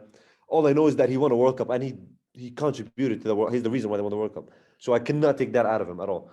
But again, when I put Messi compared to that, again, going to a World Cup final, winning Copa America, and then going to multiple Copa America finals, I don't think that. And a lot of times you could argue that the 2014 World Cup, if the rest of the players stepped up to have the potential that they had, they would have won it. Other than Messi, I mean, Messi did play good. Yeah, but if the rest of the Argentina squad stepped up to have their potential, I think they would have won the World Cup. They wouldn't even. They did step up because they made it to the final. I don't think so. Higuain kept missing chances left and right in every single competition. But that's one player though. Okay. But one player not even stepping up to have the potential that he is. He's a world-class player, and he hasn't been. He was bad. He was terrible with Argentina, especially in these big moments. So, and again, as we said earlier on this podcast or this episode, football is not a one-man sport. It's hard for somebody to perform, every single time. But with that being said, I think Messi going to multiple finals, a World Cup final, and winning Copa America, I think that puts him over Maradona that won the World Cup. Which it doesn't mean that Maradona is lesser or like is worse, but it just means that I just think Messi's that much over. But Maradona's still one of the best Argentinian and players of all time in the sport. So I'm gonna leave it at that. Alex, anything you got to say? Yeah, no, I think it's never for me really been a question about who's the better player between Messi or Maradona. It's always been the question of who has the better legacy. So I think, like I said, if Messi wins this World Cup, for me that confirms any doubts over his legacy. I think the whole point about the Copa, I think it's almost like the Copa America, like. Yeah, he won it, but again, like I said, he played more Copa Americas in the span of from 2015 to 2021 than Maradona did his entire career. I don't know why they had Copa America every single year, but they just had it. You know what I mean? So he had more chances to win it, first of all. But away from that, it's just the fact of the World Cup is the one everybody wants at the end of the day. Let's just be real. And I think if Messi does win that, after the career he's had and after the struggles he's had with the Argentine national team, I think that will cement any questions of whether or not he's above Maradona in legacy. And in my opinion, he's already above him as a player. But for people who have doubts about that, that might also sway their minds. So that's just my last thing about Messi. I agree with that. Go to greatest player of all time, though. I feel this is one of the few times that I've said this about players. You got special breeds, and then you have just anomalies. Within those anomalies, you have in and of itself an anomaly. Messi is one of those anomalies in terms of if he didn't win the World Cup and I was an Argentinian fan, I would still have him above Maradona. And the reason why I say that's an anomaly within an anomaly is because throughout all other sports, again, normally that biggest title is what everybody judges you off of or bases you off of. And so, again, Michael Jordan has 6 rings. LeBron can do whatever he wants. People will still hold him back because right now he's only got 4 and he lost more than Jordan. Yeah. But Messi is one of the few players, potentially maybe the only player, that concretely I can say, if he never won a World Cup in his career, he would still still have the greatest legacy out of anybody. Yeah. And there would not be him not winning a World Cup with everything else that he did would be just as valuable as somebody winning a World Cup. I've never said that about any player in any sport, because the amount of stuff you actually have to achieve to get to there has been nigh impossible for anybody to actually get to, regardless of what sport. Boxing, NBA, NFL, NH, didn't matter. Nobody's gotten to that level except for this man. Except for this man. So this is the only time that I would say that if he didn't win the biggest championship in the entirety of that sport, still I would have him both in talent and in legacy as the greatest of all time. Never said that about anybody else. That's the only player I would ever be able to concretely say that about. Anybody who's not saying that about him, to me, I'm just feeling that's more so just you want to hold on to the past. And I respect the weight of the World Cup. Not trying to discredit it, but I'm also saying that at this point in time, you're essentially overlooking everything else the man has done that has been will never be replicated by anybody ever again, most likely, at least not in my lifetime. And so because of that, he's gotten so much amount of evidence on this front that it's equivalent to being able to win that one championship. Because at that point, you're now saying that having a World Cup and achieving half as much gives them a better legacy than somebody who did all of this and not doing anything at all. Again, I'm not saying Maradona, he's only done half as much, but then the World Cup just, no, I'm not saying that. But what I am saying is, by that logic, you can put that on a player that's only done a third or half as much as Messi's ever done. But then he just gets a World Cup to his game, and then now, boom. Well, he did this. Well, you got to put him legacy-wise. The brother he's got something that Messi ain't got. But Messi's got all of this stuff that he would never have, and has never been able to even get close to. So that's why, for me, it's a disservice to view him not at minimum on par, and at max, which is what it should be, above Maradona in terms of the lineage of Argentinian football, just because he doesn't have a World Cup. That's in my estimation. Again, maybe I'm right, maybe I'm wrong. I don't know. Maybe I'm just an uneducated American. No, I agree with you. Yeah, you got to. Then I'm an uneducated American? Yeah. Okay. Wait, I'm hurt. Do you agree with my take, or the opinion that I'm an uneducated American as dealing with all this? Educated. Oh, okay, thank you. No, I'm saying you are uneducated. No. No, I'm saying you are. No, Dylan would always call me an uneducated American. And so that's why I'm like, well, do y'all agree with me on that? Or y'all agree with me on my take? So I appreciate it. Thank you. And also, forget you, Dylan. Forget you. Glad he's gonna watch this back, and he's gonna have to like a lot of beef to sell with you, bro. He's gonna have to come out here. I hope he calls me. I hope he calls me. Bro. Guess what? He ain't getting no close to getting on this show. Yeah, bro. But moving on to the final and main point, or not main point, but one of the bigger points of this episode. My goodness, Group B, England, Iran, Wales, and the USA, all in a group together. This is going to end off the show because, my goodness, we have so much stuff that we can say about what the potential of this group is. Utter madness. What did you say? It's mad in the dunya. It's mad in the dunya, bro. It's mad in the dunya in terms of what can potentially come out of Group B. So, Alex, I'm gonna go to you first. With this group, who do you think? Just give your predictions for who do you actually think will come out of this group? Because my gosh, I have some things I can say. Be careful. The question is, who do you think, and not who do you want? So, there's a difference, I think. All right, yeah, fair enough. This one. All right, yeah. Boy, it ain't easy, bro. It ain't easy, bro. I'm telling you right now, it ain't easy, bro. So, yeah, I think if we look at the most obvious points, yeah, England have the best team, by far the best squad, are expected to go the furthest in the tournament. That being said, that has been England throughout their entire history. Yeah, just saying. And that's never been the reality for them either. I think if they play at their best and play to their potential, if every team plays at their best and plays to their potential, England get 9 points. Yeah. Simple as. They do. They have the best players, the most experienced players who play at the most highest level. And I think if they don't get out of that group, it's looking it's looking peak for their whole country, bro. I'm not gonna lie, it's so peak. But and for the next up, yeah, I think next up, I think we finished second, man. I think USA finished second. I don't think it's gonna be by a lot, but I feel like this generation of American players knows most about what it means to play for the country than any other generation beforehand.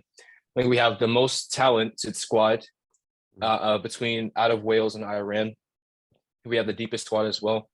Our attack line is looking really, really strong between Pulisic, Reina, Aronson, and Weah, and Sargent up top, all players who play at the top class level for European teams. And then we have McKennie, Musa, and potentially Adams, who have been some of the most consistent defensive midfielders for their clubs in the past 3-4 years. So I think just based off of that, the defense is looking kind of whack. I can't lie. I mean, Dest is a good player going forward, but he's not great defensively. Robinson's okay. He's not good, but he's not bad. So he's like he might do a job, he might not. Tim Ream plays for Fulham with him, so it's like we have players who should know how to defend and have defended against these players for England before. The goalkeeper Matt Turner I think he's our best keeper easily, but I feel like he'll have a tough time against England for sure because Harry Kane, I know all about him, man. For me, he's the best striker on the planet. I don't care what anyone says about Holland, but yeah, I think we'll finish second, and then third place is Wales, man. And you know that meme where the guy's like pointing a gun to somebody's head when he's like crying with tears, bro. You know what I'm talking about? Which one? There's like a meme where like there's like this guy like he's holding a gun, he's like crying, and that's me right now because I don't want to be able to go out the tournament this early, and I don't want to be the team that knocked Wales out at all. But we play them first, so it's gonna hurt beating Wales, but it's gonna really fun being an American after that game if we win. So I think Wales finish third. I don't think they have a good enough squad to beat either us or England. But I'm telling you, man, Bale, bro, Gareth Bale, man, that guy, like I said with Ronaldo, he might not have a great game. He might look absolutely terrible. He's like 32, 33, but boy, in big games are Gareth Bale, bro. Even in the MLS like a couple weeks ago, bro, people are telling me he's finished. He's 32, 33. He's not going to do anything in the final. Bro scores a header in the last second of the game to get them the penalties and they win the game. Yeah, no. He has that aura about him too, man. So I think they'll finish third, but they will definitely chip in with a couple of goals. And then lastly, Iran, boy, they have a good squad. Zidane Iqbal is a good player. I don't know if he's going to start for them, if he's fit or not, but he should be a person that contributes to their success if they go anywhere further than the group stage. But I don't think that they should be beating any of USA, Wales, or England. But if they do, don't be surprised because they have some commitment and some good players in that team, as well as the heat factor too. They are more used to that than we are. So I feel like if they are to advance that, they'll be a factor in helping them. So England first, USA second, Wales third, Iran fourth. Yep. That's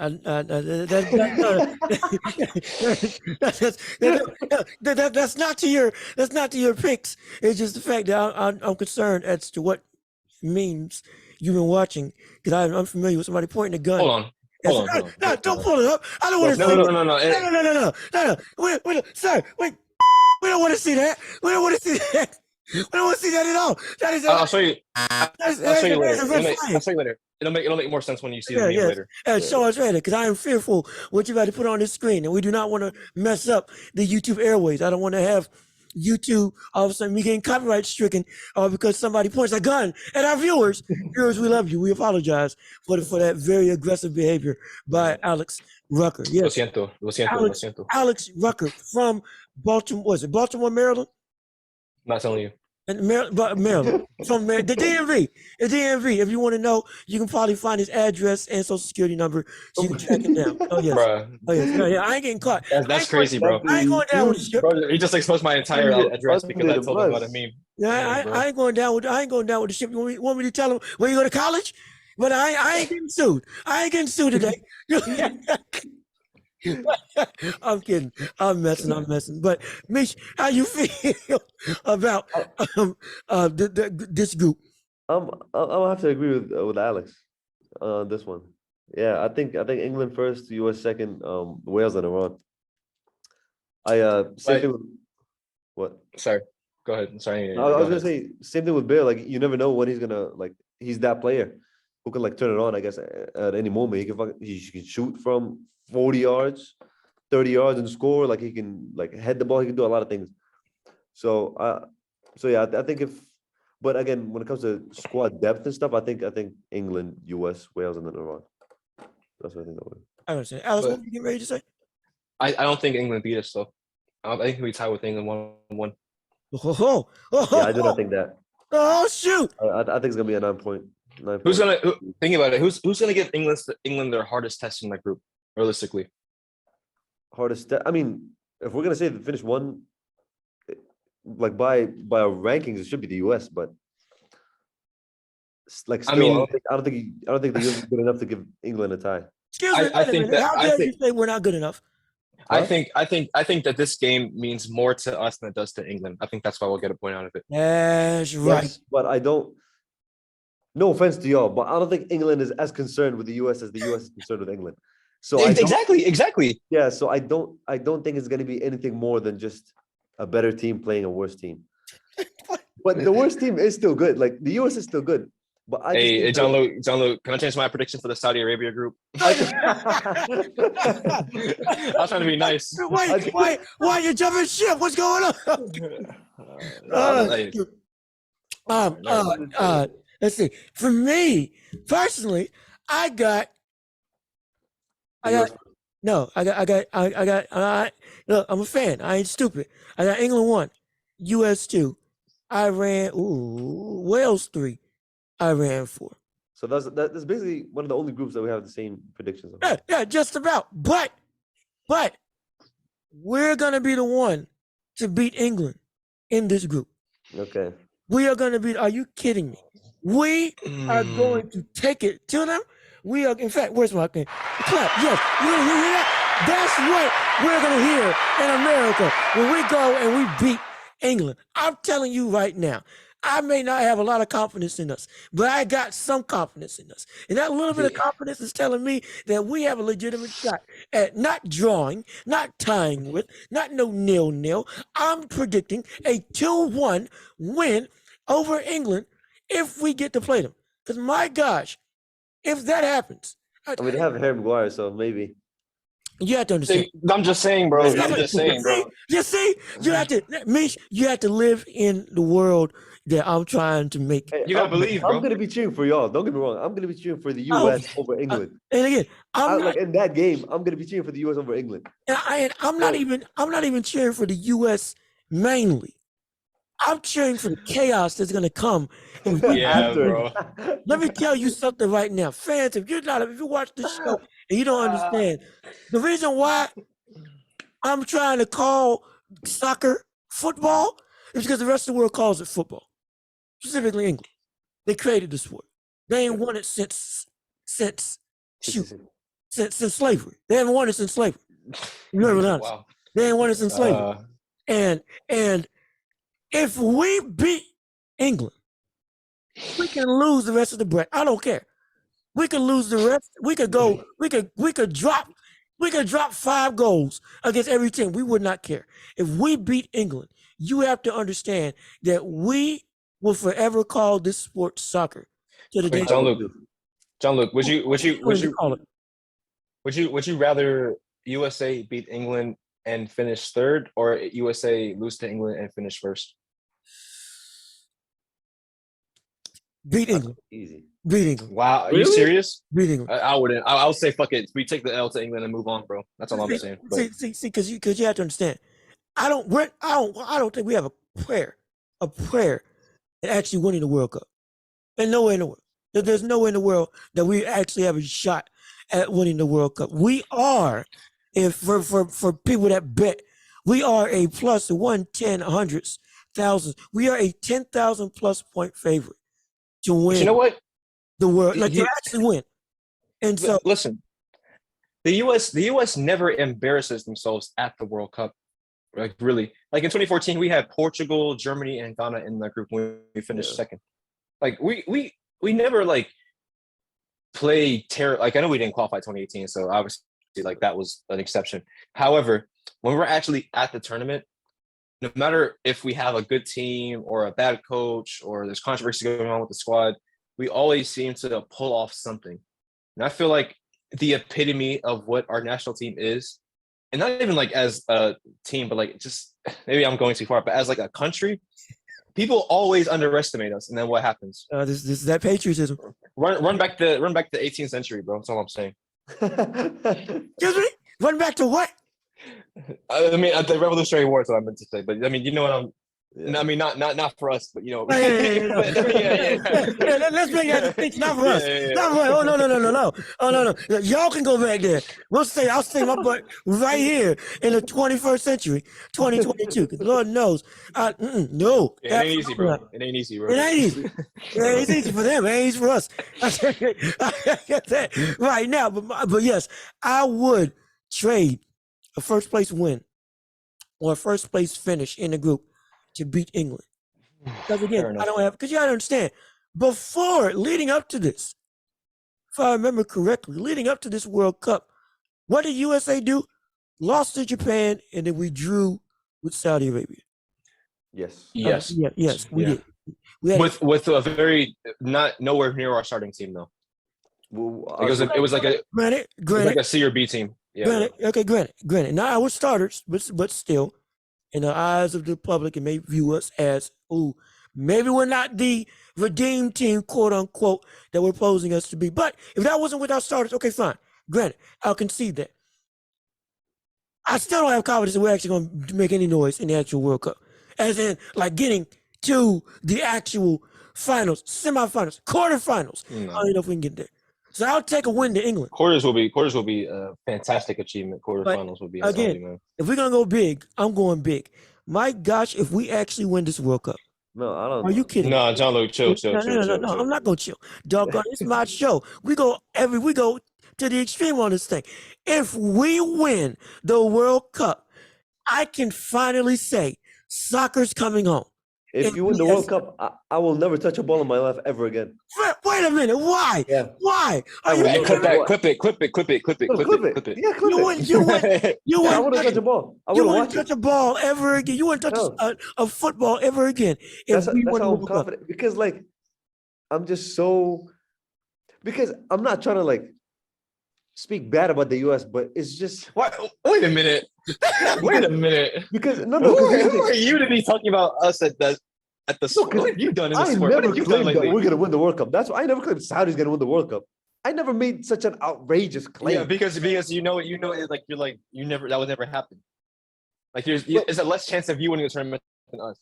Yeah, because you guys are a better team. But at the same time, it's just like exactly. So what are you talking about? Because I never claimed to win the World Cup. I never claimed that we're gonna win the World Cup. Because, like, for example, if our chances is 1 in 100,000, your chances are 1 in 50,000. Like, you're still not winning anyway. Fair enough. Yeah. I don't even disagree with you.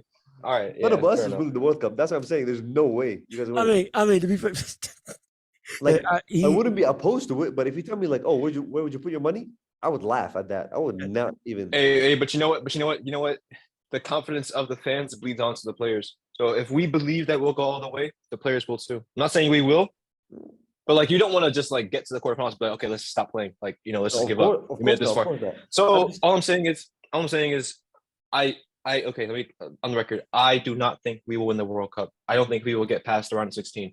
However, me too. I do think that whichever team comes up.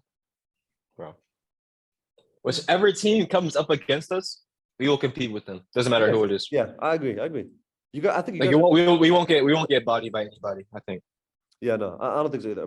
Like, again, if England are on their best day and you guys are not, then I think you could. There's a huge possibility. Yeah, I said if England play at their best, they're getting 9 points out of the group. Yeah. But they never do. So we'll see. And that's what I am just so excited that if it does happen, you have to understand. See, we are the biggest villains of every nation in this tournament. We are. Not because of how good we are. It's because of the fact that if we somehow pull a rabbit out of our hat and actually take the World Cup home with this roster, you have to understand that there will not be a thing I'm pretty sure it will be the youngest roster to ever. I mean, it is the youngest team in the World Cup right now. Yes. No, it's like you guys are the youngest team in the World Cup. And I don't think so. I think it's like 2 teams lower than us. But if we are, then we're one of the youngest teams for sure. I'm saying if we won, we would be the youngest team, correct? Yeah. Yeah. So again, if we won as the youngest team in history, and it's crazy that we're talking about this. I know. We didn't think we were going to be in this situation. Like, we didn't think we had a good team in the first place. So this is like, oh my gosh, the slight possibility. Mm-hmm. So we have a good team. To see what I'm saying. The youngest team is Ghana, I think. Apparently, really? Yeah. Somehow I didn't know that, but I guess I know who I'm rooting for. USA and Ghana. USA, Canada, Ghana. It's going in that order. And so, but if we win, I'm telling you, brother, there will not be. They just won't. They'll cancel football.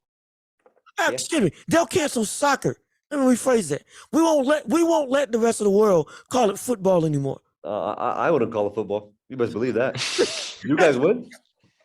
Oh my gosh. No, bro. Don't give me hope, bro. Let's just not talk about it. We're not winning it, bro. Well, if we're gonna do anything, we gotta change our chant though. I'm getting tired of I believe that. That just sounds like we don't know how to speak English. And that's what that sounds like. Trying to struggling to put a sentence together. I don't need that. What happened to us having legitimate, chants like we see in England, in France, and y'all cussing each other out left, right, center? Who's in a box? I know y'all said that when somebody died. Yeah. This he's in a box. That's crazy. Yeah, exactly. We need to get that down. Bro, no, Jean-Luc, bro. We have a good chance, but it's just like every time a European makes a video of the US, they use the same 3 videos. That's all it is. Like, what do we have? If you watch any of our qualifying games in like Houston or like in Seattle, bro, like we were going, our chanting was going crazy, bro. Like we actually had some fire chants. You'll see. Well, you know what? If they want me to actually watch those games, they're gonna have to prove it to me in this World Cup by getting to the finals. All right, bet. You'll see. I bet. I had to suffer for 8 years of watching those games, and I know for a fact that we have more than those 3 chants. I'm just saying. Again, it's not worth me knowing because right now we've sucked for the longest time. But now, things can change. Absolutely. And when we win, I'm going to go to every English person I know and be like, how do you like that soccer game? Huh? Oh, bro. How was that soccer game, huh? How do you like playing on the field? You better get beat up. You better get beat up real quick. I wouldn't blame you, though. Yeah, I would do it, too. I'll do it with you. Are you kidding me? I'm just sing soccer's coming home and say that chant consistently. I'm making it my new ringtone. That will go hard, bro. It would be great. And then we'll be able to rub it in the face of the rest of the world.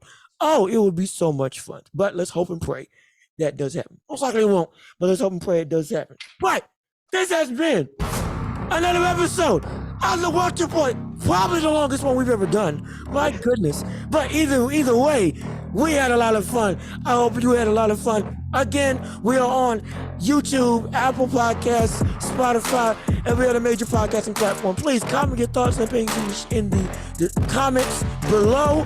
Leave a like, share the channel with everybody that you know. Thank you, Mish.